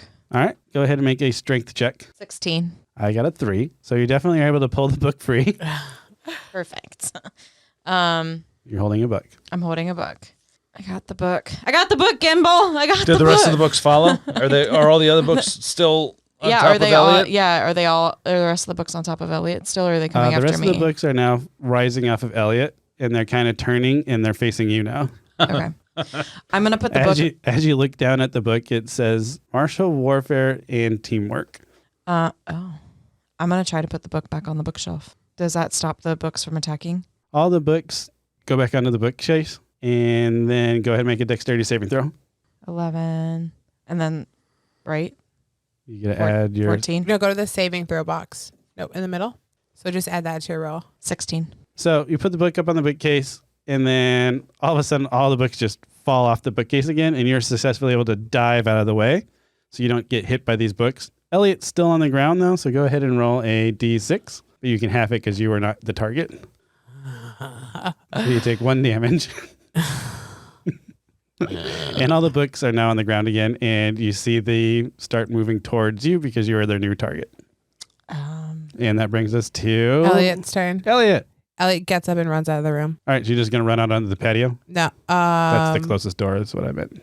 Or do you want to run out the door you came in? No, I want to run out the door I came in. So you're sidestepping, you just jump right over Gimbal, which is a pretty easy task. Yeah, And then step over him. you leave out of that. And Way to leave me, Elliot. Well, let's go follow. There's nothing in this room that we need. And I'm like limping, like dragging a foot out of this room. You're able to easily get out of the room. Okay. And I'm sitting up against a wall in the hallway. All right, we're at Gimbal. I'm also going to leave the room. All right. You don't have to do anything because you're kind of, and it's easy for you to leave. Am I able to help heal Elliot? I have no powers to do anything like that. No. You can maybe try to do a medicine check to see if you can like wrap up a leg or a bandage or something like that. But at this point, that's all you can really do, especially since it's kind of like the heat of the battle still. Okay. You're just kind of like maybe helping move him along faster. Okay. It is Bryn's turn. Brent's going to run out of the room as well and join Gimbal and Elliot. You are running out of the room, and then as the books start to follow you... Oh, I closed the door too. Okay, you close the door, and then you just hear a thunk. As a bunch of books. It's more like thunk, thunk, thunk, thunk, thunk. Like picture the Harry Potter with the keys running into the door. Yes. That's kind of like that. So that's what I visualized. I was like, bunch wait, the door. Where are we? I have no idea what just happened. Oh, guys, I don't... Gimbal, why do you have a big bump on your head? Not only are the books under a spell, a broom was under a spell. What is this place? I don't know. But I mean, is this even worth it? I'm going to be honest with you. Has anyone found anything at all? Nothing. all I know is in order to complete our missions, we need Maestrus, and he is on that table. All dying. right. I feel like... We have one more door left to check. Oh, Guys, I'm going to be honest with you. I'm going to die soon. Like, I'm not... I'm not in the best health either. Bryn, I'm can you not- please go in that door? Dude. Yeah, I'm not... I don't know if this is worth it. I don't have any healing anything, right? No, Okay. none of us do. None of us do. Okay. All right, we have one more door left. On this level, you have one more door left. This level. I was wondering what that center thing was on the map. I was like, is Those that a are staircase? staircase. Going upstairs. Okay, y'all. I'll take one for the team. If there isn't a shelf full of potions, Just run. don't go in.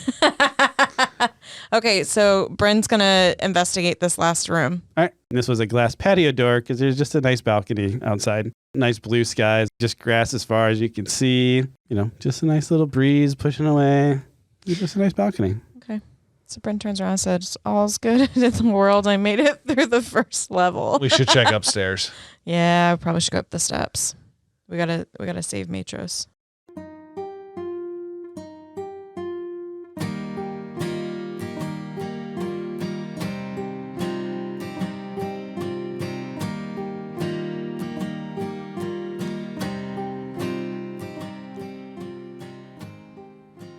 Hey guys, it's Mike, your host and Dungeon Master. I really hope you're enjoying the stories so far. If you are, make sure to give us a 5-star review on Apple or wherever you listen to your podcast. And please make sure to check out our actual podcast as well, Carriage Rest Tales, where we have an ongoing story.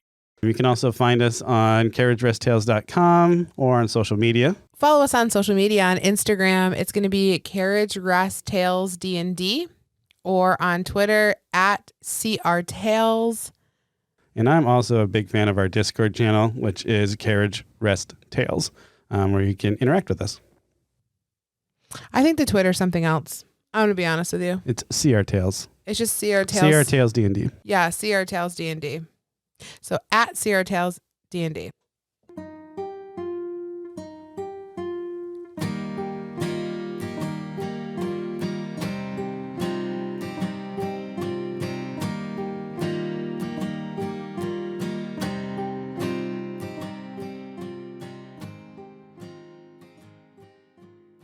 All right, so you guys just successfully Did nothing. evaded- We did not succeed in anything. Nothing. evaded a stack of books and a broom. Yeah. And you've explored every room on the first floor. I don't know if we would call found it some- successfully. You found some cats.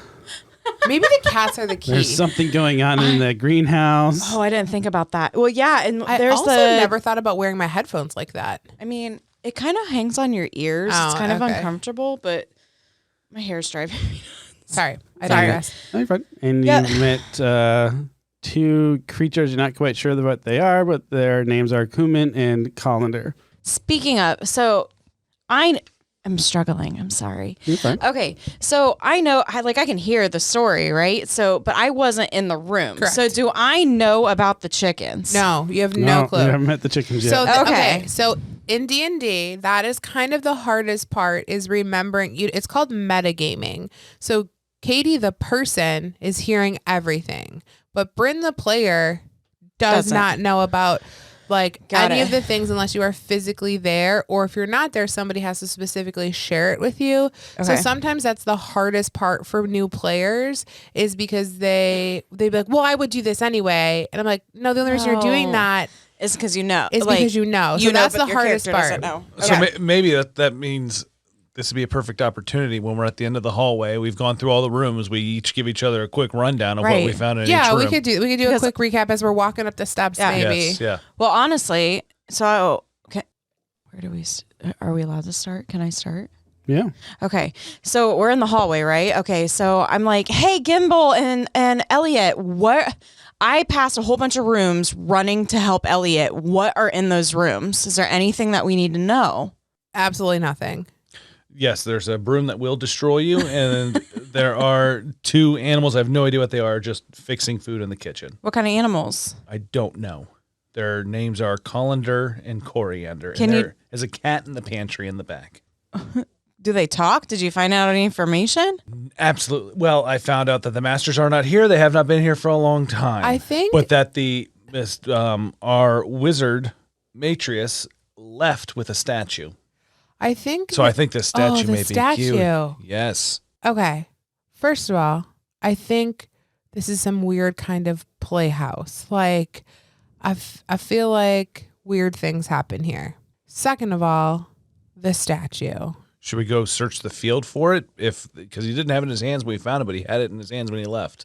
Yeah, okay, we need to do that. And then also, I think we need to go back into that library on that office in the first floor, and maybe look for a book. Maybe that's something that says Spectress on it Okay. or something like that. Do you think the creatures can answer any more questions?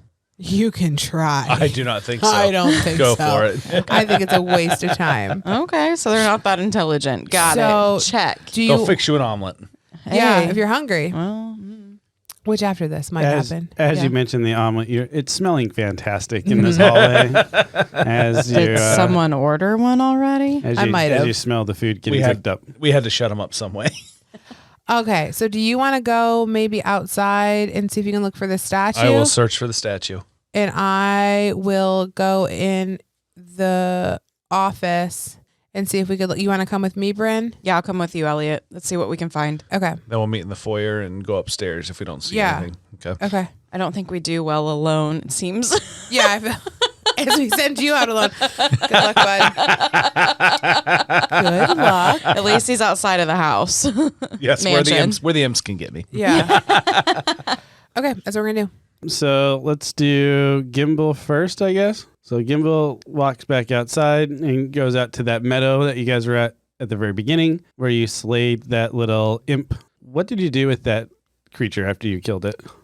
We took a sample of its venom, which Bryn is now carrying, and then we just left the beast be. That's what I thought, but I just didn't remember if we needed to add it to anybody's inventory. So I think I'll go back to where the beast is and then retrace a blood pattern, because there's got to be something from where the wizard was running. Go ahead and roll a survival check to see if you can find and then follow this blood pattern. 10, and survival was nothing, so a 10. 10, that's good enough. It's pretty easy to see the blood pattern, especially at first, because he was pretty bloodied by the time you guys got there. And then you kind of trace it around, and it's very erratic, and it starts to get a little bit more spotted, and you're kind of like keeping your eyes down, you're really focusing, and you run into something, and you look up, and you're at the steps going into the mansion. Okay, so he got bloody before he left the mansion. You're by yourself. Yeah. Yeah. He says Dude. out loud to himself. In an Irish accent. He got bloody before he left. Lassie. So you guys go into the office. We're going into the office, yeah. The cat's still in there, Okay. just meowing away. And just to remind myself what the office looks like. Entire fall wall of the room is filled floor to ceiling with a bookshelf. Even more books are resting on several large scarlet armchairs and wooden tables. And there are several paintings on the walls. A fluffy cat is curled up in one of the chairs. All right. The druid in me wants to go pet the cat. So I'm going to walk up and I would like to roll some animal handling. Okay, go ahead and do that. I am proficient as a druid. Ooh, I got a 14. I got a +4, 18. All right, you are petting the cat and it's purring and rubbing up against you. And it jumps down and you realize that it was sitting on a book. And when it jumps down, the book looks very familiar to you. Okay. It has the same front cover as the original book that was in the study Okay. that started all of this. Oh, all right. I'm going to open it. I'm going to pick up the book. Okay, pick up the book. I'm going to open it. It looks like just a normal book talking about some adventure of a wizard called, I think we called him Morden. Morden. Okay. You remember back that the spell is Morden's Magnificent Mansion. Okay. Can I just want to investigate the book.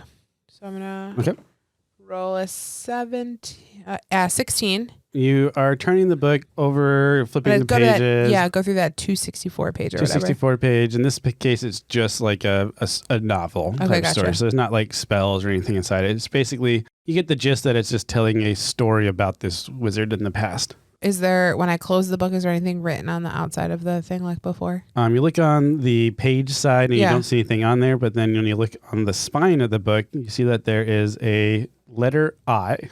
A letter I. Yeah, just like a capital I. Okay. Come here. Yeah. Hey, See what's up? See this I? I. Did the other book? Are you still, were you back in the greenhouse? What happened out there? I saw there was like pink smoke and like, were you talking to yourself?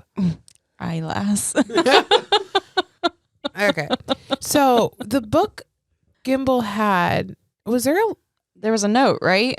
on the outside, was there a letter? Yes, but who was it from?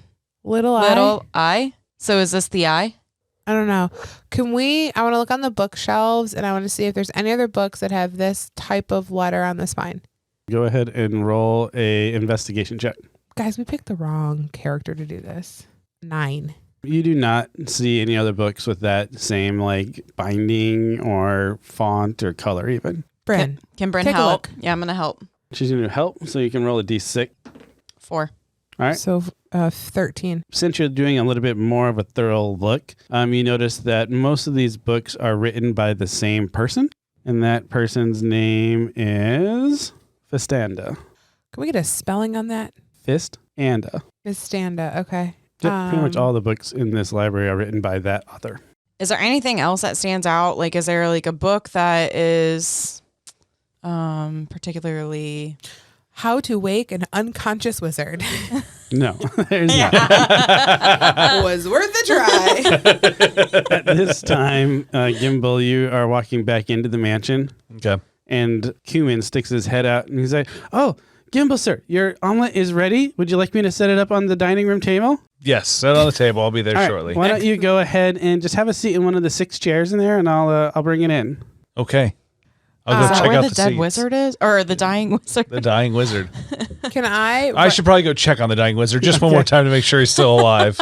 All right, so you're going into the dining room? Yes. All right, so as you open the dining room door, you see that the wizard is still alive, but there is, if you remember, when you originally looked in this room, you had saw that there was 6 chairs around the dining room table, and there's a 7th chair up in the corner. Yes. And then you just heard Cumin say, "Go take a seat at one of the 6 chairs, and I'll be right in there." Yes. So you're kind of thinking and mulling over this as you're like walking into the door. And then you open the door and you see that one of the chairs that's closest to the kitchen has opened like a chest. And there's a bunch of teeth inside the chair and a little tongue, and it's gnawing on the foot of the wizard that's on the table. I know what this is. It has not noticed you yet because it is preoccupied with its meal that it's trying to eat. I want to go get help because I do not want to die. I'm too weak. Because I'm a level 1 gnome, and I don't know what to do. I'm too weak to pull him away. It's bigger than me. I'm about to die. Let me go get Bryn and Elliot and get them in here to this situation, see if they found anything. Okay, before while he's doing this, I want to do one last thing in the office. Okay. What do you want to do? I just want to look. Do I see a spot, like a dust spot, that I could tell used to have a statue on it? You do not. Okay. But go ahead and roll a perception check. 17. Okay. You are looking for a dust spot, which you don't notice, but you do notice that there seems to be like furniture drag marks in the carpet. Oh. Okay. Can I tell what was dragged? Drug? It looks like, this is going to kind of give it away, but it looks like some chair legs were dragged across the carpet. Okay. I'm going to follow the chair. Does it lead me to the dining room? It does lead you to the dining room. Okay. So you're on your We're way, gonna- looking back at you, staring down the ground, and then Gimbal comes running back down the hallway. Get in here. We need. What's going on? There's a chest full of teeth eating the wizard's foot. Oh, is it a mimic? It's a chair eating the wizard's foot, but you don't know what a mimic is in this world. Oh, I wouldn't know. No, I don't think you even know what a mimic is. Oh. The whole idea is they are blend in with their Sorry. surroundings Just kidding. and they ambush things because they look like inanimate objects. What? Like a chest with teeth? Yes, there's something eating the Oh. wizard's foot. Get in here. At least help me pull him away. Okay, I'm not fighting another piece of furniture in this house. Let's pull him away from Okay. this thing. All right, we're gonna go into the dining room. I formation. I'll take the lead. So that's the point. Did you just say I formation? All right. Okay. It hasn't Got noticed it. you yet. Are you going to try to sneak in, or are you just going to run in and grab the wizard? I say we run in and grab the wizard. Yeah, we're gonna run in and grab the wizard. So you bolt in to grab the wizard, and it's kind of a little tug of war, but there are 3 of you. And so this mimic, which looks like a chair, like it looks like one of the armchairs, because that's the form it took, is holding on to the boot of this wizard, and he's like trying to pull. And you guys finally just pull the wizard free, and the mimic is just left with his boot. So the wizard has now one less shoe, and it starts trying to gnaw on it, and then realizes that it's not like flesh, and gets really angry. So it starts to chase you guys as you run out the room. Can we close the door on it? Yes. Bryn closes the door to make sure that this mimic does not follow. Okay, but I feel like we need to get back in. Do you think the dining room is a key to something? Those 6 chairs, or do you think the house is trying to kill? The house is trying to kill us. What did you find That's in the what they office that I don't know about? Maybe run me down. So we have what? We didn't. The only thing we found in the office, we found a book that looks like the book that you have. Let's see the book you have. Pull your book out. Oh, here we go. It says Spectre on the pages. Anything happen when you said Spectre? That book is no longer with you Oh. because it formed the door that you walked through. Oh, Okay. But you would remember that it said Spectre. I remember it said Spectre. I remember it was from Little One of Candlekeep, was who wrote the message to him. The little one.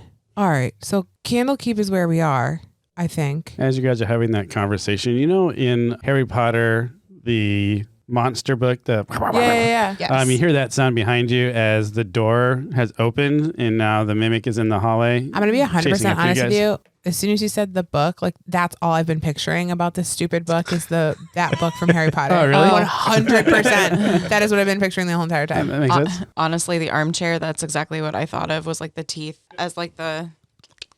I went with Beauty and the Beast armchair. So the person that is in the back, because the order got messed up here, is Bryn, close the door. Bryn. Close the door. Yep. So quickly, we throw you to the chair. Right in the chair. Bryn pulls out the poison and puts a drop of poison onto the mimic. Just a drop? Just a drop. A drop onto the mimic. Yes. Okay, so the mimic closes in on you and it starts to go, and you drop a thing of poison on it. But go ahead and roll a dexterity saving throw to see if you get too close, if that makes sense. Middle backs are saving throws. 13. 13. I'm going to roll an attack to see if it beats 13. I hope not. It does. So what happens is you put a drop on the mimic and you realize, okay, I need to get it in his bloodstream. And you're like, oh, his tongue's right here. I'm going to put it on his tongue because it's sticking his tongue out. But what you don't realize about mimic is they are like chameleons in that their tongues are really sticky. So you put your hand out and it just grabs your hand and just pulls you into the mimic and it starts gnawing on your arm and you take 8 piercing damage as the mimic is Ouch. like the Harry Potter book Yeah. thing. But then the poison does its job and the mimic starts to You're welcome. and then you see that it's breathing, but it's no longer responsive, just like your wizard friend. Okay. And then Kuman comes out the door. Oh, well, that shouldn't be up here. But I put your omelet on the table. Up here? Does anybody want anything else? Is there a downstairs? Yeah, I'm not allowed down there. Where is the Kuman. entryway? I believe it's in the study. Where? In the Which study? Which study? The study. The study there or the only one? library? Yeah, not the library. There's something in the library though, like moving books around all the time. Yeah, the books themselves are moving. Well, that's a little weird. Is But there again, we're not supposed to really go in there, so I try not to. Kuman, is there a hidden door that will take us downstairs? I think so. How do you know how to get there? No, I don't. I mostly just stay in the kitchen, unless the Cumin, masters what's request upstairs? us. Unless the masters request us to bring them things in the study, or that's the only reason I know those rooms. What's upstairs? Upstairs? Well, that's the master's bedroom. There's a observatory up there. I think there's a laboratory. Kuman, do you take the main hallways to get to these rooms, or do you have do. a server's hallway? No, Ooh, no. good I just take question. the main hallways. I wish we had a service butler, but I guess maybe the pantry. That's kind of like a hidden room. I don't think you want to go to the pantry.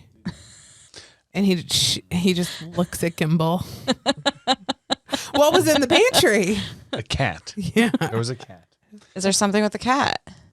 First of all, Oh, you've noticed the cats? They're really friendly. They just walk around and we feed them. Kuman, how The many masters cats? seem to like them. How many cats are there, Kuman?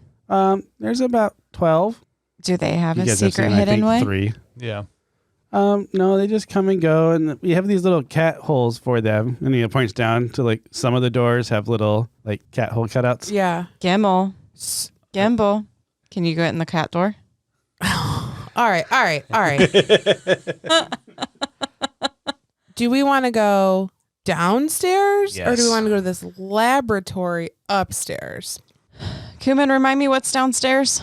I've actually never been downstairs. We weren't allowed in that area of the mansion. Because if this thing's downstairs, there's probably other things like this, and I don't think we're in the position to face those things. I think we need the wizard. I feel like you guys really just need to take a breather. I can make you up a fancy pie, maybe You a know what? custard. I would take some food. Okay, well, why don't you just go have a seat in one of the 6 chairs in the dining room, and we'll bring in. What do you want to eat? I need some protein. So just like a steak, All right, yeah. potatoes. I think we have some like dehydrated beef jerky or something like that. We don't really get access to An fresh omelet meat. sounds great. An omelet, okay. Wait, are they your Bryn, what would eggs? you want? No, they're not our eggs. Oh, I thought they were chickens. They are. Okay. But they like offended. They're not our eggs. Kuman, what's your specialty? Curries?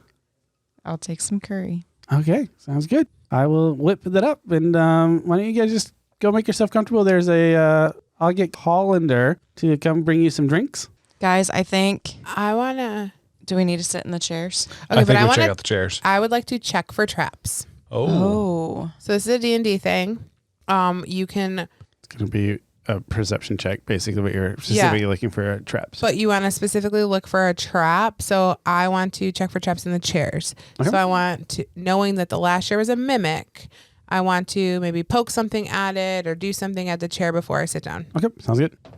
14, You are able to check all of the chairs, and including the one in the 7th chair in the corner. Yep. And what you're able to tell with your 14 is that the mimic chair had moved one of the actual chairs over into the corner, Okay. and then it placed itself closest to the kitchen because assuming that that's where someone would sit. Okay. Crafty. All right. I'm going to sit in a chair. All right, sounds good. Some time passes. We're going to use this time to do what's called a short rest.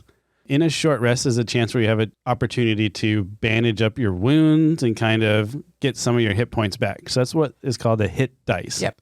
So yours is, I think, a D10. Yours is a D8. And what you're able to do is you can roll that hit dice. You have as many as you have levels. In this case, your first level, so you have 1. And you get to add 4. the number plus your constitution modifier. And that's how many hit dice you get back. So you heal yourself 6. for that amount. Oh, sweet. 5. I get 5 back. And what are you guys doing with Matris, the wizard? I think Matris needs to sit in a chair too, but he's going to be passed out. So you sit in a chair, he keeps slumping over. So you're like, Weekend with Tired. Bernie. Let's do a weekend at Bernie's thing. Put him in the corner. yeah, exactly. Except he's like attached to Bryn and I because, every time we move, he moves. Such a His good breathing is still pretty shallow, but it doesn't seem to be getting worse. Okay. He just doesn't seem to be getting better. He's kind of in a stasis. Okay. All right, are we going upstairs Well, after this? You guys got an hour. You're bandaging up. You're eating. So let's get some discussions. What would you guys talk about to kill this time as a character? Would you just talk about the mansion, or would you ask about each other's lives? What would you do? After I was healed, I'd certainly ask a little more in depth why they're even going. Why do they continue to go through this when they could? Although I guess we can't return because we tried to return. You're just going to monologue over there.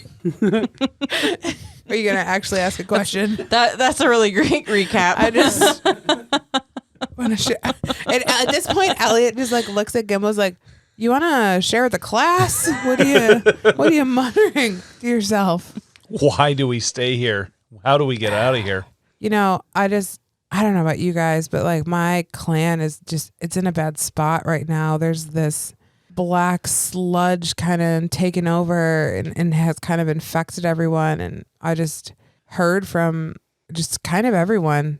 It was pointing me in this direction that this Matrix guy was the guy that could help us and fix it. How do I leave? I can't leave. Yeah, understand. What about you, Bryn? You came here, but Well, my clan's in the same kind of situation. Matris helped us a long time ago to trap a demon to one of our trees, and the demon's trying to escape. So I'm trying to get Matris back to recapture this demon before it destroys my clan. yeah, I'm kind of in the same spot. Did Matrix help you before? He did not help us before. Okay. What a nice little business he has going here. I mean, he's a powerful wizard. Yeah, that makes sense. He's not going to do it for free. Yeah, I don't know about this place. I'm going to be honest with you. What about this? Do we find any other clues other than, what's left where to go? Upstairs or downstairs? Is there nothing else that we found? There's that we this can go off book. of? So there's this book that has an eye on the spine. As you get to that point in the conversation, Kuman is coming in with all his food, and he's like, "Oh, I've always wanted to see one of those books. The master said we couldn't touch any of those books." There's more? Yeah, apparently there's a few of those books that got that beautiful man on the front of it, and they have that single letter on the spine, and the master says we can't touch those books. Did your book have a man on it? But I guess you didn't get those same instructions because you're touching the book. I am touching the book. I hold it out and say, touch it. The master said I can't touch it. What if it touches you? I don't want to find out. Okay. Well, I don't know. I mean, you're just a chicken. Do you know where the rest of these books are? I've never... No. Kuman, what happens when the cats get around the book? Are the cats allowed to touch the book? Yeah, I think so. I mean... The cat was... Yeah. I wasn't there, so... The master just said that we couldn't touch the books with the single letters on the spine. All right, we need and to find the beautiful man on the front. the beautiful... there- do I notice the man on the front? Is there a man? Yeah, there's a man that's the same man that was on the front of the other book that cast Gimbal? the spell. Yeah. Okay. From your studies in the study of the books, you'd put together that the bust of that is Morden, the person that this spell is named after, Morden's magnificent mansion. All right, so he's the master. Oh, Morden's not the master. Who's the master? Vistana is the master. Oh, that's who wrote the books. Yes. What books? The books in the office. All the books in the office? Most of the books in the office. Yeah. So Fistanda? Fistanda's the master. Morden is the subject of all these books. So Morden's the apprentice? No, if he's writing the books about the person, it would be like his An idol or something. Idol or author or... He's the subject, so he's got to be somebody of importance. Mordin. So I wonder if the books all spell out Morden. So we need to go find these. The rest of the books. Go to the library. Let's go back to the office again Yes. and take another look. Okay. Now that I we're agree. a little bit more conscious. You eat, scarf down your food. You finish your kind of your conversation. You're all healed up now. You move back to the office. I assume you're leaving the wizard back in the dining room. I feel like he's safe. Yeah. Wait, tell the chicken to watch out for Hey, him. Kuman, watch the wizard. All right, I can watch the wizard.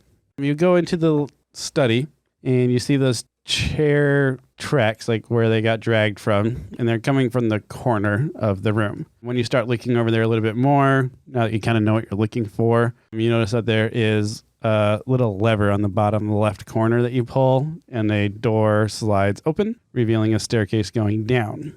Eye formation. Yes. Power eye.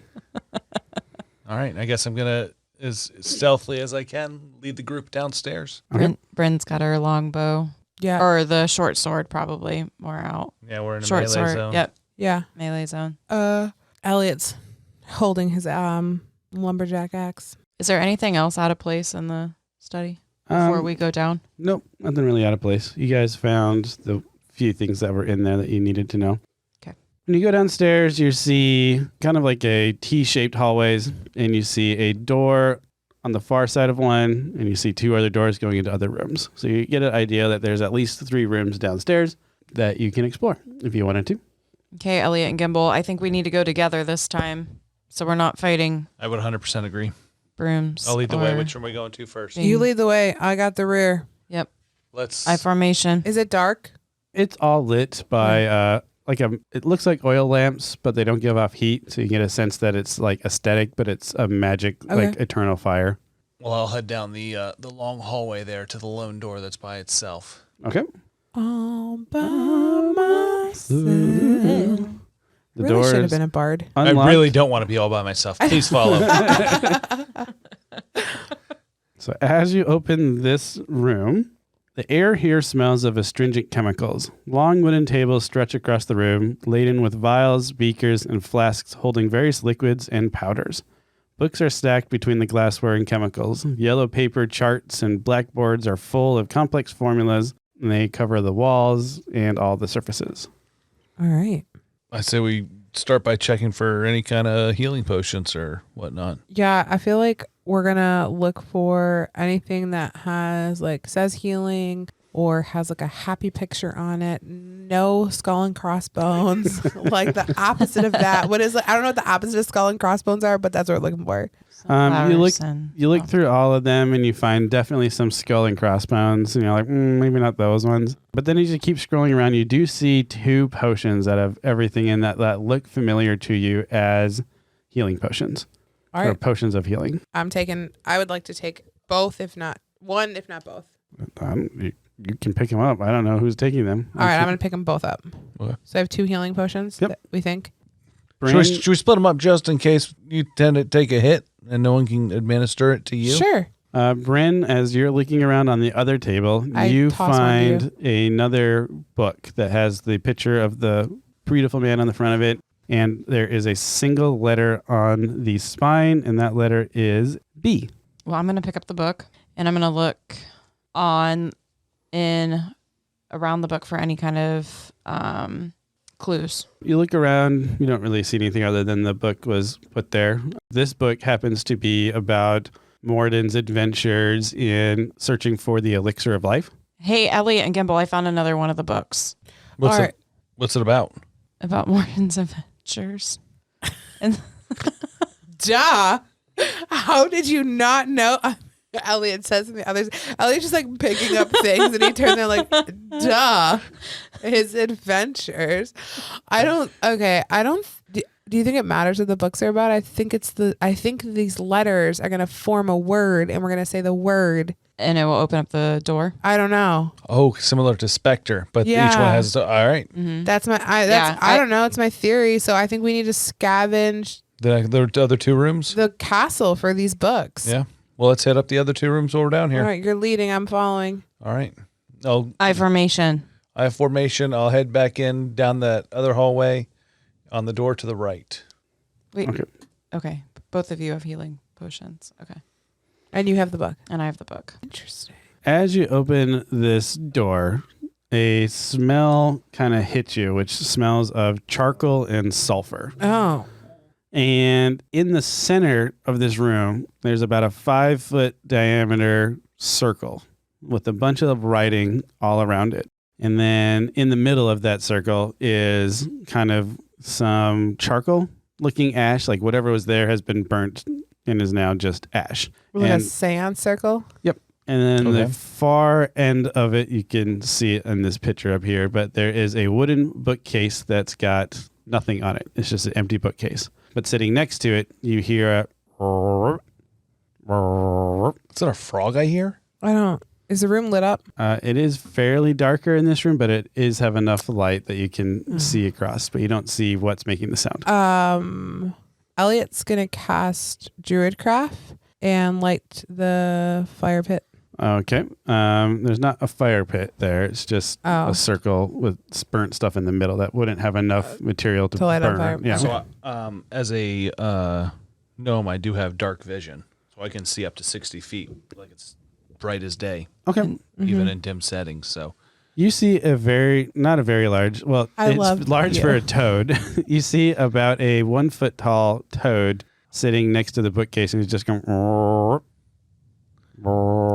I also can see in the dark. So can I. So You guys all see this. The only people who can't see in the dark are humans in the D&D world. Yeah, everyone generally has dark vision except humans. Well, here you I were was really thinking I was proud of special. yourself. I know you were so excuse me, I can see 60 feet like it's daytime. That's why I was like, you're cute. I wrote that down on my sheet that I could do the same thing. I love you guys. so what are we no. doing with this toad? This 1 foot tall toad? Are we gonna? Well, you're eye level. You want to go talk to it? Yeah, see if it'll talk to you, Gimbal. All right, I like animals. Let's go approach this toad.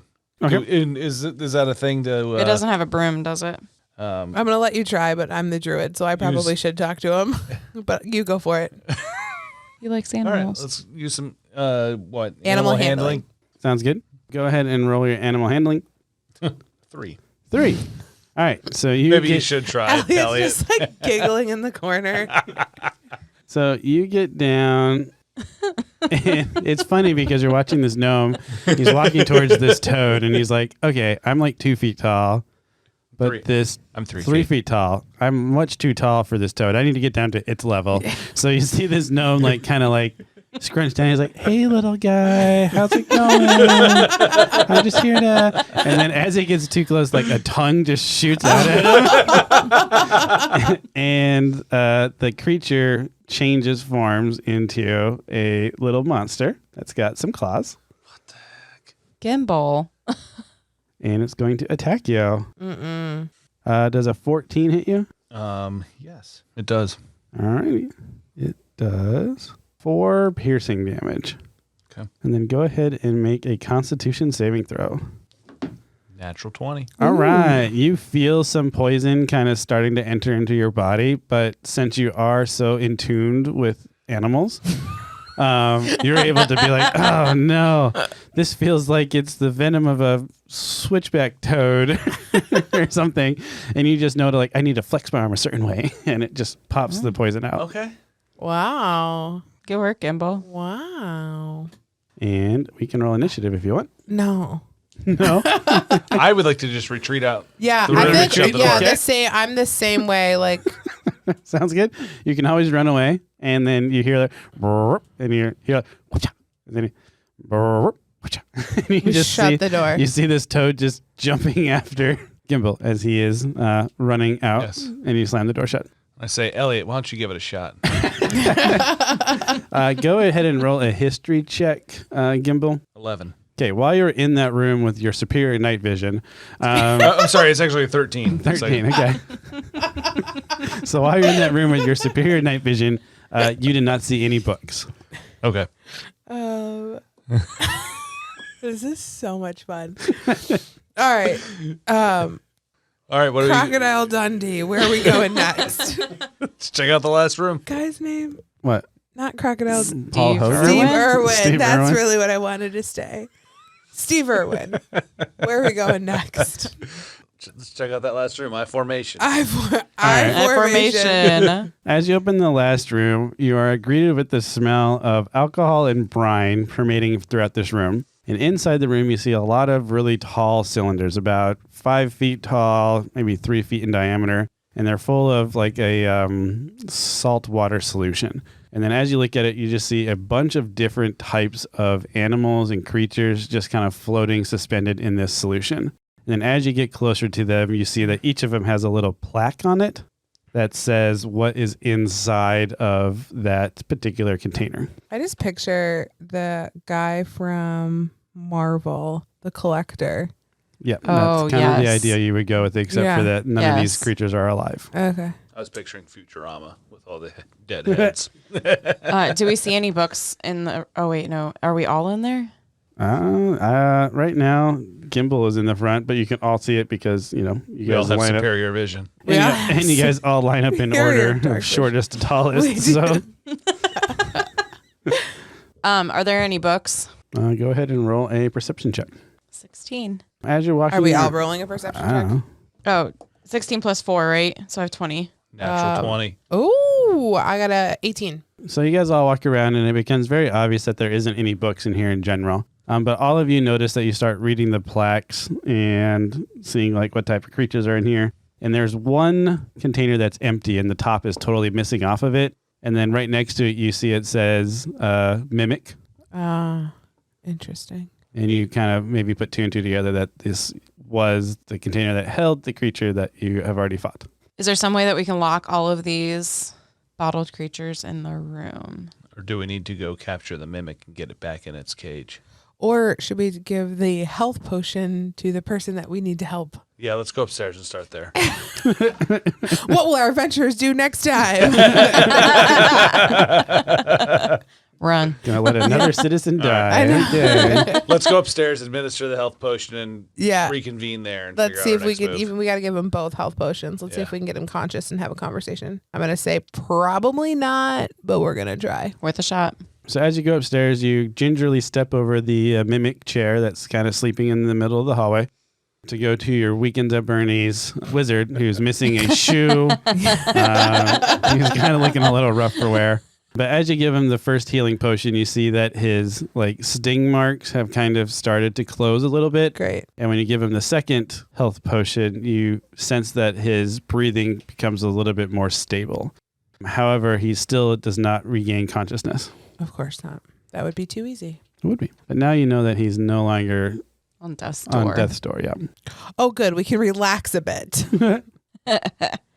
Have Collender make us something while we Yeah. figure it out and relax. Okay, so Upstairs. I was thinking upstairs or having to recapture that mimic and put it back in its cage. I'll be honest with you. Let's see what upstairs has to Yeah, hold. I think the mimic is the last of my worries. It's a re- Also, I don't want to get bit by that thing. Yeah. All right, upstairs we go. So as you walk up the top of the stairs, you're going to see a couple of things. First, you're going to see a hallway on your right-hand side that's got 2 doors in there. And then there's kind of like a little landing at the top of it. And on that landing, there is a suit of armor. It looks just like a normal, think of like a medieval castle, and they'd have like a suit of armor as an art piece. Looks like that. And then you have another door on your left-hand side. You're calling the shot, Shorty. Lil G says, let's take the door on the left-hand side. Let's inspect that suit of armor first, just to make sure there's nothing out of whack. Go ahead and roll an investigation because you obviously have seen the suit of armor, so now you're just trying to investigate it a little bit closer. Oh, so that gets, I've got a 14. Do I get plus dexterity or anything? Investigation, I think, is intelligence-based. All right, so it takes me to 16. So with the 16, you're looking at the suit of armor, and it looks kind of clanky and bulky, but the sword that it's holding actually looks really nice and has a nice fine blade on the end of it. Okay. Bryn or Elliot, can either of you try to move the sword? It's too big for me. Yeah, I'll pick it up. I'll pick up the sword. It's a short sword, and you're able to just take it out of the knight's hand with ease. Did you want it? No, no, I don't need it. I was just wondering if it did anything. It seemed like it's out of place. No, you shouldn't have a fine edge on a display piece. Yeah. Elliot's gonna holster it Sounds good. You put it in your on my belt. on your belt. Yeah. Okay.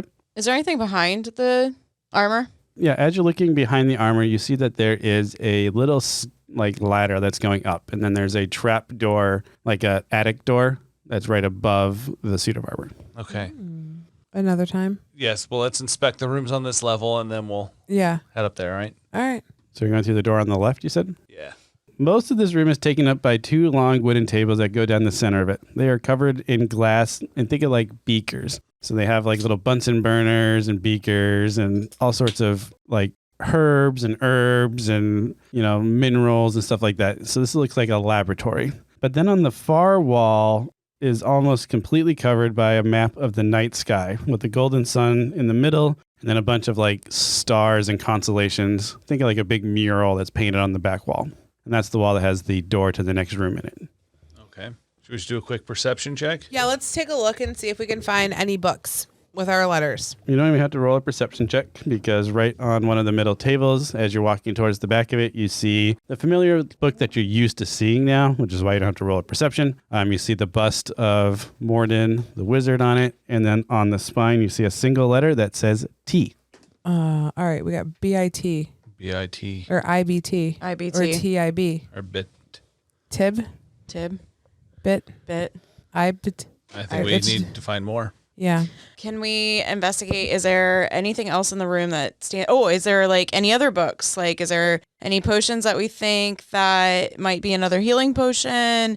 Is there any other books that we feel stand out? Like, is that How to Wake Up a Wizard book in here? It is not in here, but Okay. there are lots of charts, like star charts and maps of the constellations with like the names of them. Like this is the Golden Archer and this is the Stinky Skunk and that type of stuff.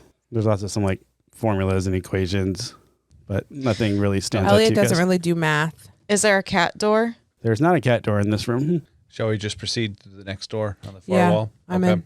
Yep, sounds good. As you proceed to the next door, you are greeted with a sound of some nice soft chirps of crickets. And you look at the floor and it's got grass growing inside of this building. And it kind of slopes slightly upward. And it gives you a sense of like a grassy hilltop. Huh. Elliot kind of likes it. So he's a lumberjack. He's used to being in the forest. So he like is vibing on this room and kind of like walks ahead of the two of you. Okay. What are you guys doing? I'm very hesitant. There is not as much illumination in this room. It's more dark. Well, We all have dark we have vision. superior dark vision. Superior dark vision. So it's basically daylight for us. Just Kimball has superior dark vision. We just have regular dark You vision. just have regular dark vision. I'll be honest with you. I'm not gonna lie. I think as a half orc, I do have better dark vision than other animals. I'm gonna look it up right now. That's what to say. I'm not sure. It's not important. You can look it up later. I'm gonna say that Bryn has like her hand on the short sword, but like it's not pulled. She's a little hesitant, but she still feels kind of comfortable. But she's just gonna stand at the doorway and make sure Elliot doesn't need help. Elliot's vibing on this room for some reason. It has a nice like breeze Yeah. Reminds you of being like in a meadow. Yeah. And as you look up, you don't actually see the ceiling anymore. So there's about 12-foot ceilings in this mansion. When you look up in this one, you don't see a ceiling. Instead, what you see is a bunch of stars.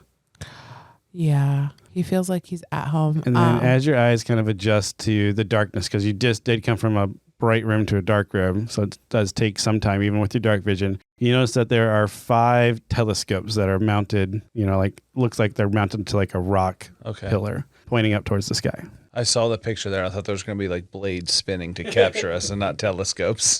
That's That's why I was very hesitant.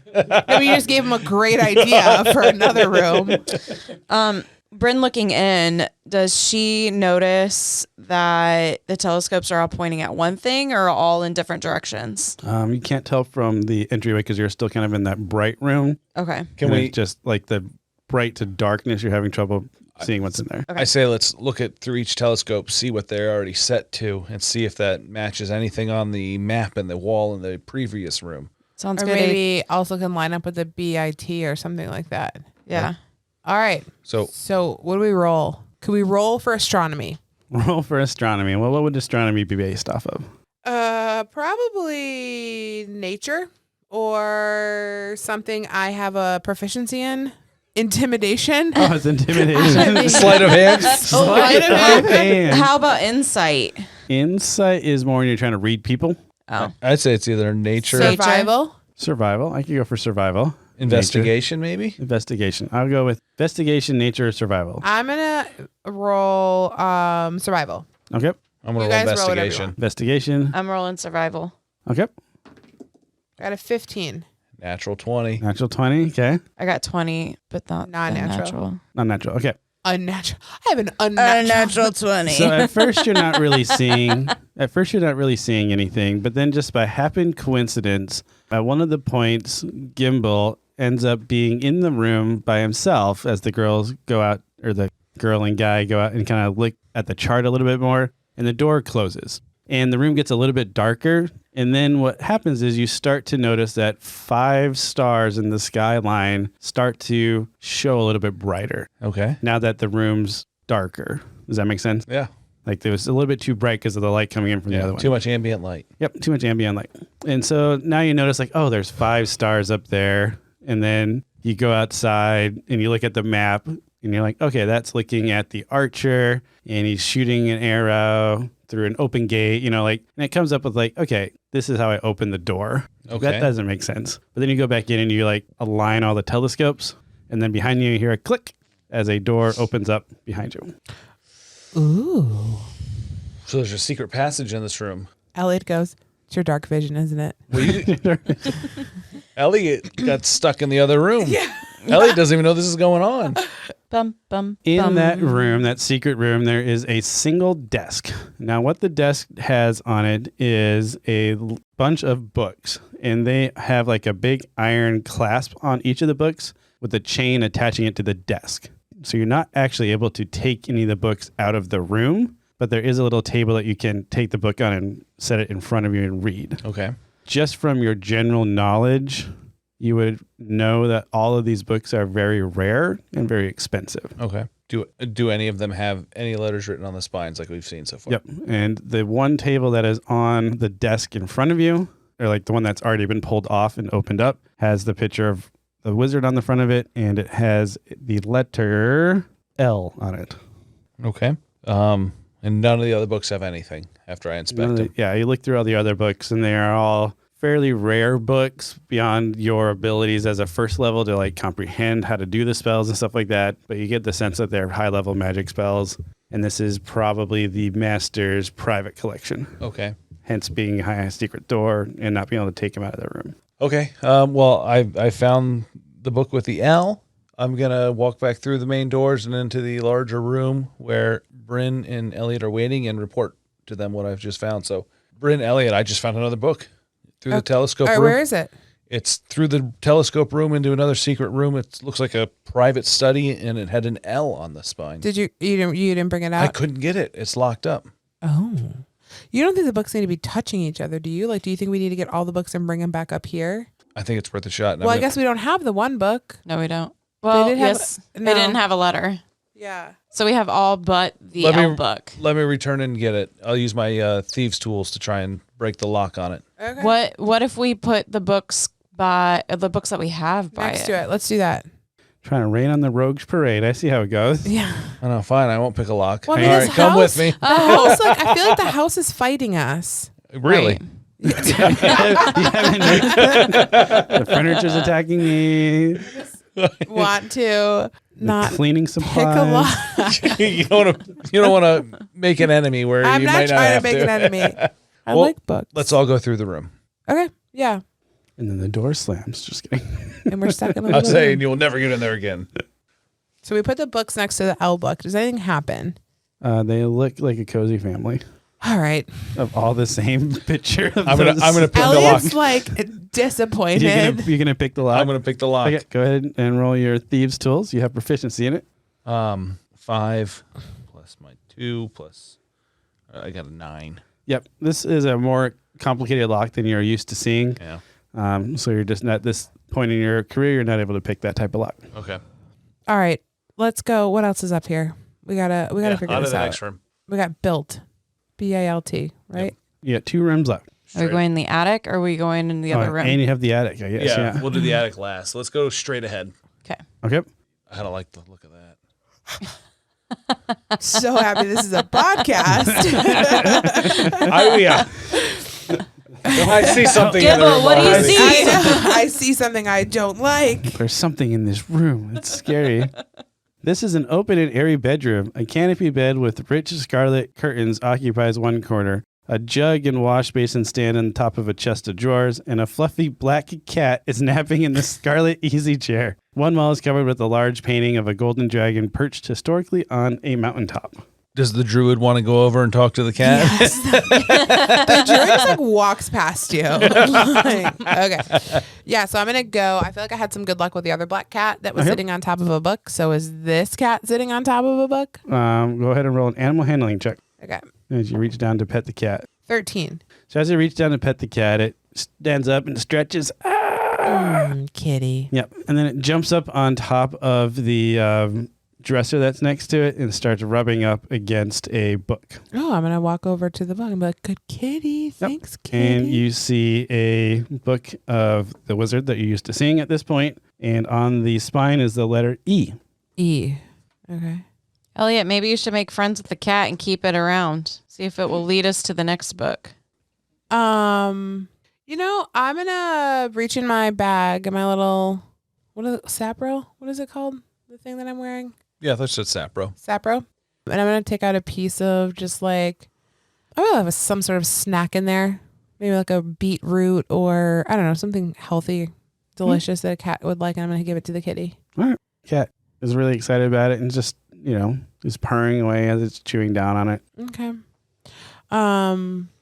Is there anything else in this room? You're looking around and you don't see really anything else. If you look through the dresser drawers, you'll see that there's just really elegant robes and slacks and like really finely nice dressed things. All female. All female. Then never mind. I was going to see if there was a pair of boots for our wizard friend to bring him shoes or sock or something, but He's not. got one high heel and one boot. One boot. All right. I guess I'll look at my adventurers friends and say, on to the next one. On to the next one. Agreed. IBTLE. Yeah, I got nothing so far. Tibble.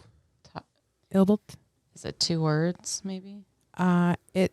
Libit. Like Libet. Tile? All right, what do we find in this next room? Each corner of this pleasant parlor has a scarlet armchair and reading table piled high with books. A cheery fire burns in the fireplace. A pair of swords sit on a rack high above the fireplace. Like think of like like sword plaques with a little cross on them. Mm-hmm.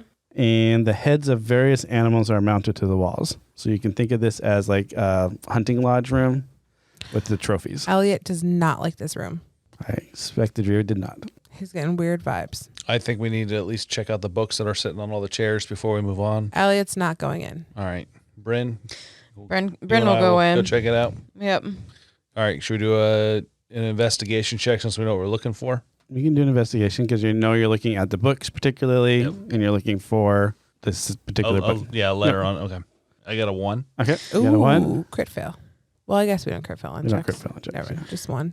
15 plus investigate 16. So the reason that you got such a bad roll was because you went on the right-hand side. Bryn went on the left-hand side where the book was. But as you're kind of looking around and you're kind of focused in on the books, you feel a little tap on your shoulder. Yeah. You look behind you, and one of those two swords that was above the fireplace is now tapping you on the shoulder. Not with its point or with its blade, but like kind of like the flat of the blade. It's tapping you, tapping you, tapping you, trying to get your attention. And as soon as it sees that, it looks at you, it flips around and puts its handle like right in front of your face.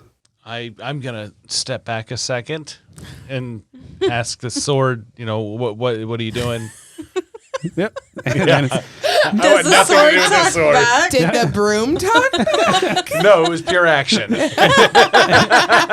and then it's going to turn back around and try to tap you on the shoulder again. Okay. And then turn back around and give the handle. I'm gonna reach out and try and see what this handle does. Okay. As soon as you grab the handle, another flying sword comes down. Come on. You didn't see that coming?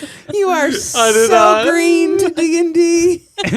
And it tries to, the other sword comes in and it tries to go for like a parry. And you're like really confused on what's happening. So like this strike is totally going to hit you like right in the face, but then it stops short. And then the sword that's holding you kind of does like a weird turn thing and like rocks back and forth and then goes you back on guard. Like it just pulls your arm into place. And then the other sword starts trying to fight you again. And the more and more you're trying to do this, you are now just along for the ride as these two flying swords are having a fencing competition. Okay. Full on duel. While you're just holding on. Can I let go? You can try to let go. I would like to try to let go. Okay, you try to let go, and as soon as you let go, the sword, like, they just both freeze in place. And then it turns around and it tries to, like, tap you on the shoulder again. And then it returns and presents itself. Okay, I'm going to look to Bryn. Bryn, did you find anything? If not, let's go. Bryn, you had found a book that had a familiar-looking face on it, and the letter was Y. Why? Why? Bitly? After seeing this, not getting a reaction from you, the sword goes over to Bryn now and taps it on the shoulder. Taps it on the shoulder and then presents it. Bryn looks at the sword and goes, Lassie, are you there? Taps you on the shoulder and presents itself. I say, Gimbal, let's get out of here. Let's get out of here and shut the door behind us. Yep. And then his room is done. All right. All right. What? You met the flying swords that were very excited to duel. So Yeah. we should tell Elliot we found a book with a Y. Oh, I watched you. Okay. I just refused to go in the room. Okay. So you watched him do a dueling match with the flying sword. I'm like, you're just like the whole time he was standing, arms crossed, like leaning up against the doorway, kind of smuggish, just shaking his head like, what? Where did I find these people? The cat is rubbing up against you the whole time too. And I'm just like shaking my head. Gimbal, you got to make better choices. We're all level ones, okay? Don't act so high and mighty. Yeah, he's a mature one. It's a mature one. All right. Shall we go up the attic? 12 months. Are you going up into the attic? Yeah. I think it's our next play. It's our next play for sure. You go up to the attic. It's pretty tight. The ceilings aren't really high in this spot. Do we need to use dark vision? Yeah, you need to use your superior dark vision. This looks like a good gnome situation. I know. I was just like, ceilings aren't tall, huh? Does it feel pretty grand to you? Good thing you got me here. Good thing we got a little gnome. Yep. So you send the gnome up there. Yeah. And you don't actually find anything in the attic, but what you do notice is you can see through all the floorboards into the rooms below hand. So this would have been a way that you now realize I could have got to that secret room going through the attic. Oh, interesting. Okay. But you don't find anything else useful in this Are attic. the swords still dueling? The swords have gone back to their holsters, and if you get over that when you hear soft whimpering, because their fun time was already over. Oh. Yeah. All right. What do you see anything up there? No, Elliot, Bryn, I don't see any, I mean, I see you can look down into each room, but I don't see anything special in the attic. All right, so we got our books. Let's all right, let's head back downstairs to the dining room. Okay. See if anything's changed with our wizard. Yeah. All right. Where didn't we get books from? The library? The broom room.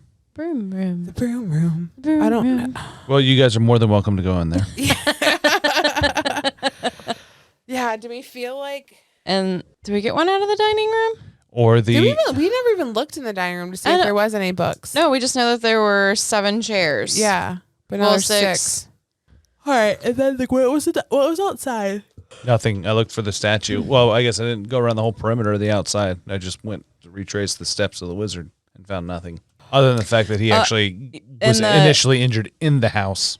And Did we find blood anywhere, though? I traced blood all throughout the field. And it came to the house. We didn't find any blood in the house, right? I never investigated further because when I came back, the mimic had taken over. And we also didn't find a book in the greenhouse. We didn't find a book in the greenhouse. We didn't find a book in the library. We didn't look in the library for a book. We just went in the library to go out the door. Can we go back in the library? I'm not asking. Let's go back in the library. Well, I was looking at you to be like, can we go back in the library? All right. I think we need to go back to the library. Were you attacked by all those books? Yeah, but I was attacked because I tried to open the door to the patio. Okay. So is there something out in the patio? Can we get... We already got to the patio. We got to the patio before? Was it Yeah. the same patio? It was. Okay, so we don't need to do that. All right, so do we want to go in? Okay, I want to go to the library. But what was on the patio? Did we investigate? Nothing, it was just a breezy patio. Yeah, we walked out there. It was nothing. Good. Yeah, right. Okay. Silence from a Hey, DM is hard to read. You guys are talking about a bunch of stuff, so I'm waiting. All right, Make sure I know what you I guys say are we go actually doing. double check each room. Do you want to start with the library or we can start with the broom closet with all the, or I guess it was the armory. Yeah, we didn't. Yeah. No one else has been in there but me, so maybe you guys can get a better All right, eye. how about Just I'll don't do touch the the broom. armory. You go into the library. Okay.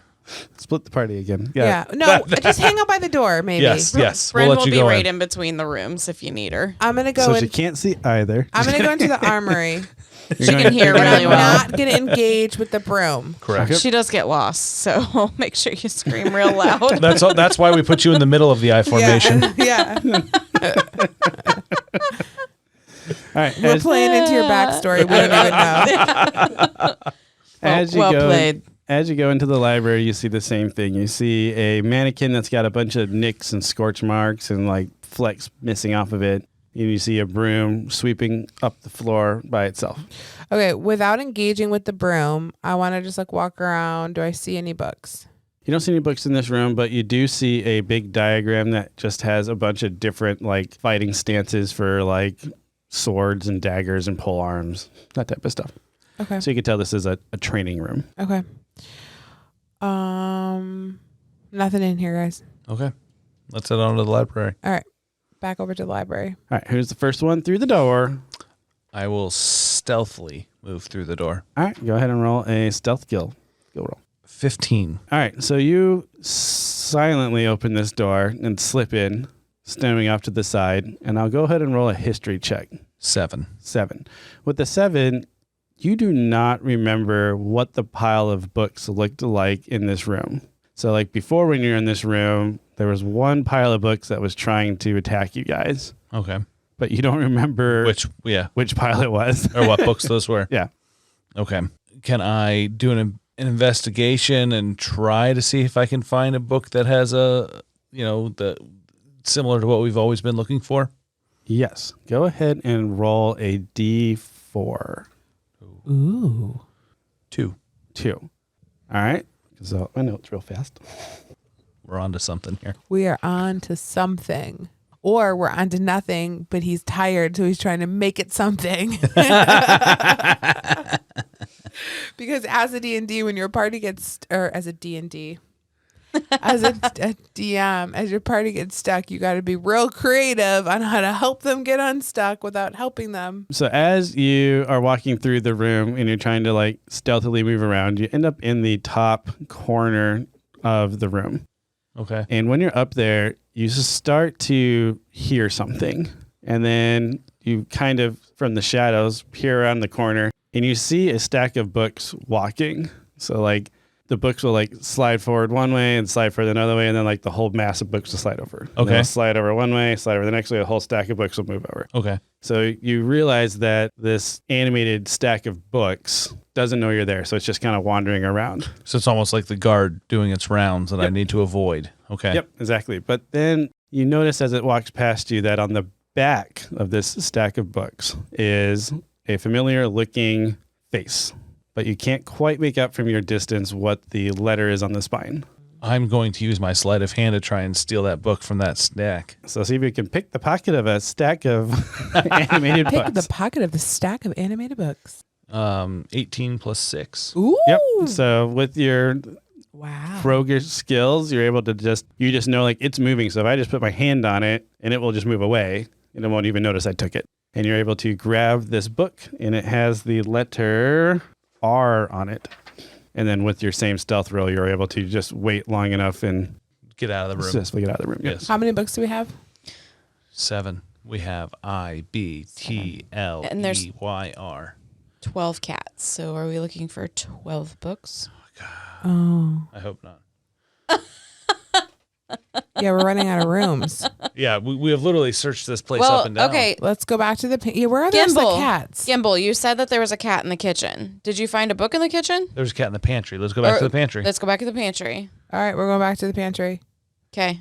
Bryn's going to go back to the pantry. Okay. Bryn goes to the pantry. As soon as you walk in, Kuman is like, "Oh, our guests are back. It looks like your boots are a little dirty. Were you up in the attic? I could probably like bust those out, like buff them out for you. I also see you have some He ribs. in really your- wants to clean shoes. You Yeah, might let sure. him clean your shoes. Sure, Kuman, you can clean my shoes. And it looks like you might have got some teeth marks on your coat. Do you want me to like stitch that back up? yeah, that would be great, Oh, I'm Kuman. so excited to be able to help somebody again. This is so nice to have guests. Hey, Kuman, where are all the cats at? Well, they kind of wander around and occasionally they come in here and eat, and then they point over to the corner and you see like a bunch of bowls set up for food. And you see that there are 7 bowls. 7 bowls, 7 books. Yeah, Am I in there? you can be. Do you want to join me, Elliot? Sure. Hey, Elliot, come here. I need help. Is there... So I'm in the pantry. Is there a cat around? You'd see probably like 3 or 4 cats at this point, especially since one of them has been following you around since you fed it. Oh, perfect. Does it have a name tag? It does not have a name tag. Oh, okay. Hey, Elliot, what do you think if we lay the books out in front of the cats? Do you think they'll put them in order for us? I mean, let's see. It's worth a Let's- try. Minus the L book that we don't have. Yeah. Well, there's only 4 cats, 7 books. 4 cats, 7 books, but 6 are here. It's now a math problem. Just kidding. If a druid has 4 cats, 6 books, what time do they wake up for breakfast? Elliot, can you talk to the cats? I cannot talk to the cats Okay. as of yet. Okay. I can interact with the cats, Okay. but I can't talk to them. Can you do like sign language, like cat, book, where? No, not yet. I don't Okay. have speak with animals. I Okay. haven't I gotten that didn't- far yet. I didn't in know my if you could play like cat charades. druidness. Okay. Is there anything in the pantry? There's not. Let's bring the books to the dining room table. Yes. 7 chairs. Yes. Yes. 6 chairs, 7 6 books, chairs. 4 cats. While traveling at 20 miles per hour for a 3-hour period. What time We have- is dinner? We have 7 books. There's 6 chairs in the dining room, and the 7th book is locked. Upstairs. We only have 6 Upstairs. books. Let's Yeah. put each book that we have on the a chair. On each, yeah. Let's let's do it. And a door opens. As you guys walk into the dining room, you see that the wizard is sitting in a chair, but still unconscious. But he's got a little bit of like tea that's steaming next to him and some crumpets that Cumin and Hollander had brought in. Okay. Wondering, if he wakes up, he might be hungry or thirsty. So you just have him sitting at the table, just completely passed out. but For stuff my in front of mind, him. he's got sunglasses on. Like, I don't know if I'm just hard to stay weekend at Bernie's, but he for sure has sunglasses on. His head's like drooped to the side. All right, so we put all the books out and we try to like order them. And can we come up with a word that they spell? I don't know, can you? I've been trying. I'm gonna roll for it. Oh yeah. I'm gonna roll. We're all gonna roll for What would you call this? I would say either history or insight.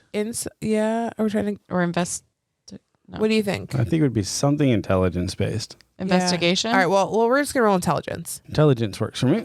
You can do a saving throw. Let's do it that way. So if you have proficiency in intelligence, you should get it. You know what I mean? Yeah, 14. I have 12. What intelligence? Saving throw. Saving Intelligence. throw. 13. Okay. I total a 6. Okay. Yeah. none of you guys are high enough, and you're in there, and you got like I'm just picturing the scene. You got the books on the table, and you're like flipping and flopping them, and then you're like stop, and you're like, oh, we had an idea about putting them on the chair, so you like start putting them on all the chairs, but then like the guy's there, so then you have like, all right, we got to move the wizard, but then for some reason Gimble's the only one that's available, so he's trying to like move the wizard.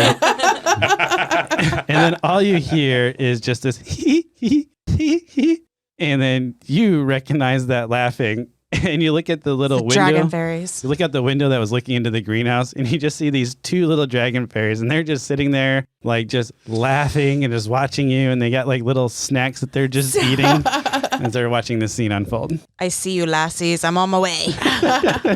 Do we need to capture these dragon fairies? Can we just approach them? Try. I'm gonna roll animal handling. Are you going into the room? I got a or- 1. All right. Doesn't matter. You're Doesn't like, matter what you're like happens. trying to talk to the glass, and you're like, and they're like waving back at you. Except I'm at the wrong window. All right. I'm going to try animal handling, see if it does better than the toad. Okay, sounds good. Oh my God. 18. You are like go up to the glass, and you're like talking to them, and like they're like following along with you, and then they like give you like a little like head shake to like come in here. Okay. So I'm going to go into the greenhouse then. I'm going to warn you about this pink dust. It's going to make you speak like an Irishman. Do you want to come out here and show me what not to touch? The Follow me. Yeah, dragons. please follow me. Yeah, I guess we'll all go out.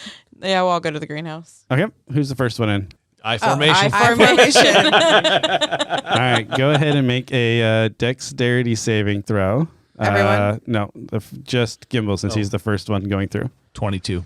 So you are walking, and you see that they have stretched a vine across the doorway. So you just like easily jump over it. But before you can say anything, Bryn, you're next in line. So go ahead and roll a dexterity saving throw.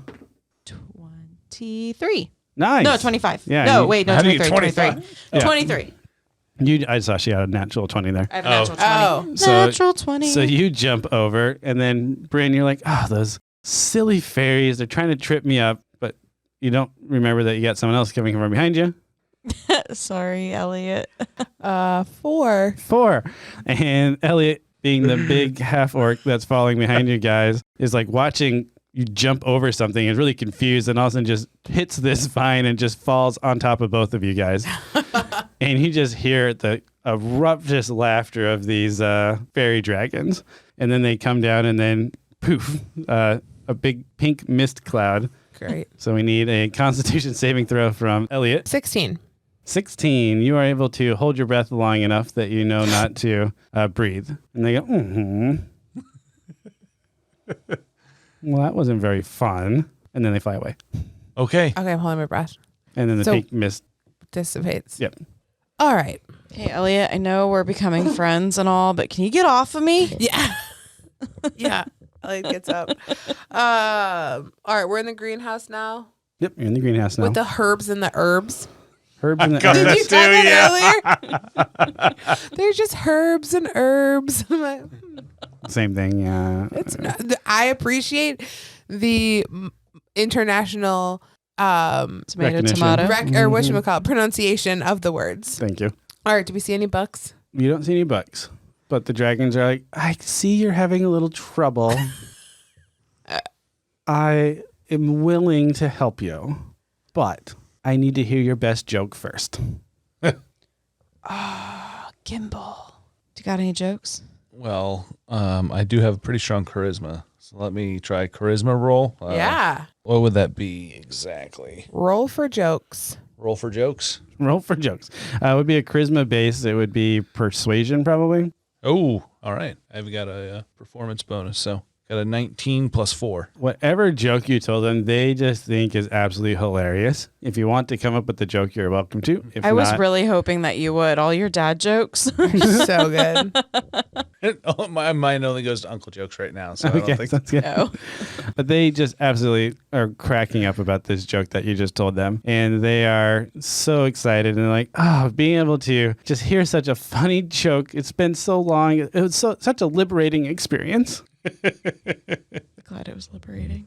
Liberating. So I told you a joke, fairy dragons. Do you have any words of advice for us? Anything that can help us on our journey here? Do you know where there's a book? Do you know where there's a book? I know that there are 7 books. We have 7. Then you have everything you need. So what do we do with the books? Well, you have to come up with the passphrase to be able to leave. Oh, dang it. What are the letters? IBTLEYR. What's the difference between a hippo and a zippo? Hippo and a zippo. I don't know. One's really heavy, the other's a little lighter. A little lighter. Just like our smoke. Okay. And now we play the Jeopardy theme music. Do, do, do, do, do, do. You probably can't broadcast or, No, 10 we can't. seconds. 10 seconds? Yeah, I think we have like 10 or 5 Oh, seconds. gotcha. Yeah, you can use. What is the name of the guy? Which Which guy? what? The one that the castle is named after and all the books are named after. Morden. Morden. Morden. Okay. Guys, I'm really bad at these things. Go ahead and roll a history check. 6. 18. You've spent Bryn, you've spent the most time with these dragons, and you know they're kind of like tricksters. And it was very odd that they used the term, it was very liberating. Oh, Liberty. You've got it. Liberty! And he says it really loud. You can't say it here, silly. That's not going to work. Where You do we got to be by the door. So let's grab the wizard and go to the door. and go to the door that's missing? Yes. Okay. Okay. All right. You two grab the wizard. I can't. Oh, yeah. I am going to... You guys like a coffee or tea to go? Hey, Kuman, can I get my shoes and my cloak back? Oh, yes. I'm almost done. Maybe have some tea and biscuits while you wait. We got to go. We got to go. Leave your shoe and cloak. I'm barefoot.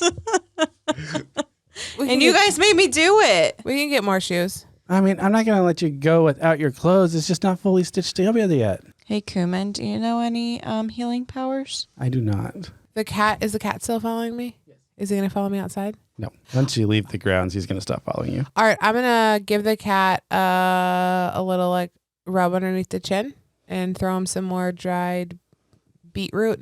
Okay. And I'm going to go pick up the wizard, throw him over my shoulder and say, we got to go. Okay. Can I offer the cat a biscuit? Yeah. I'm going to offer the cat the biscuit. All Right.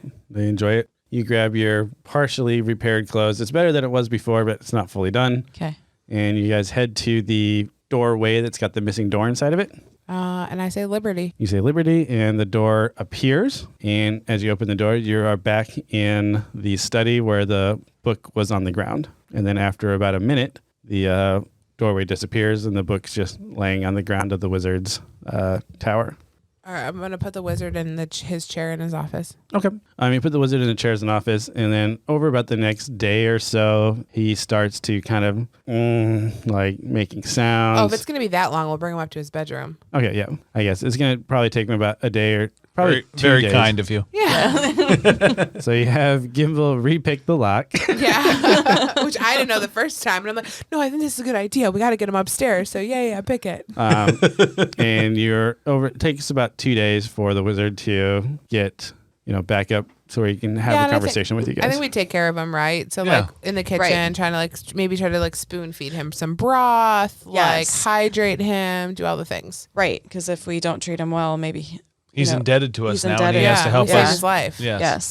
Yes. Thank you for saving me. My voice is still a little hoarse. What was that? Yeah.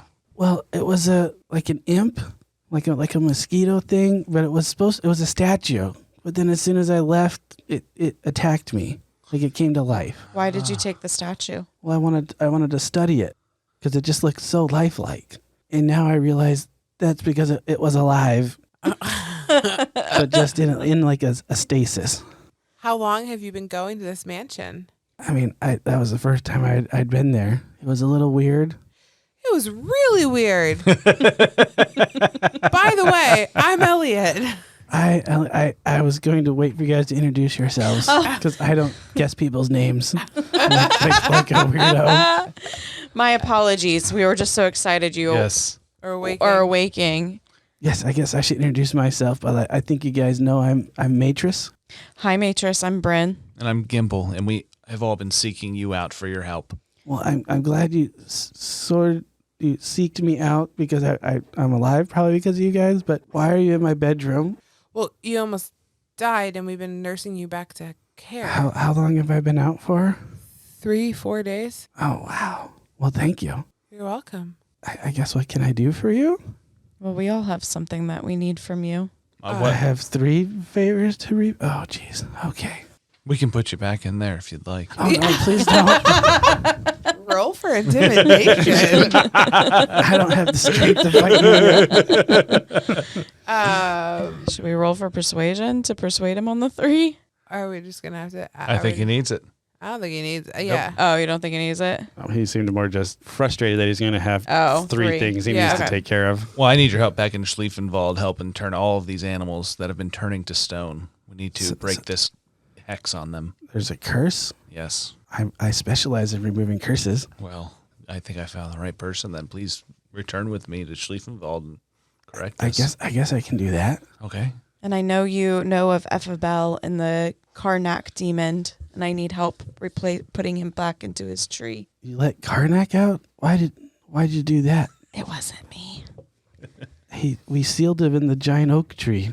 Yes, That should have held him indefinitely. I agree, but someone messed up. he unfortunately escaped. Okay, well, I think that's a top priority. Last time he wreaked havoc on the ecosystem. Wait, you said what about the woodland creatures? They're turning to stone. And I have a black sludge taking over. Well, Karnak is a black sludge. So these are all intertwined. I'm thinking they are. I think we just found our next adventure. And then that's where a story arc would start into the hunt for Karnak. I like it. I love it. There's so many questions left open. All right. Well, so that's going to wrap up our episode, our first Carriage Rest one-shot episode.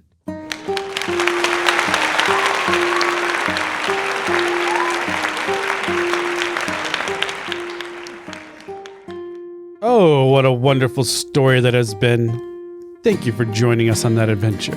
We hope we'll see you again at the Carriage Rest Inn.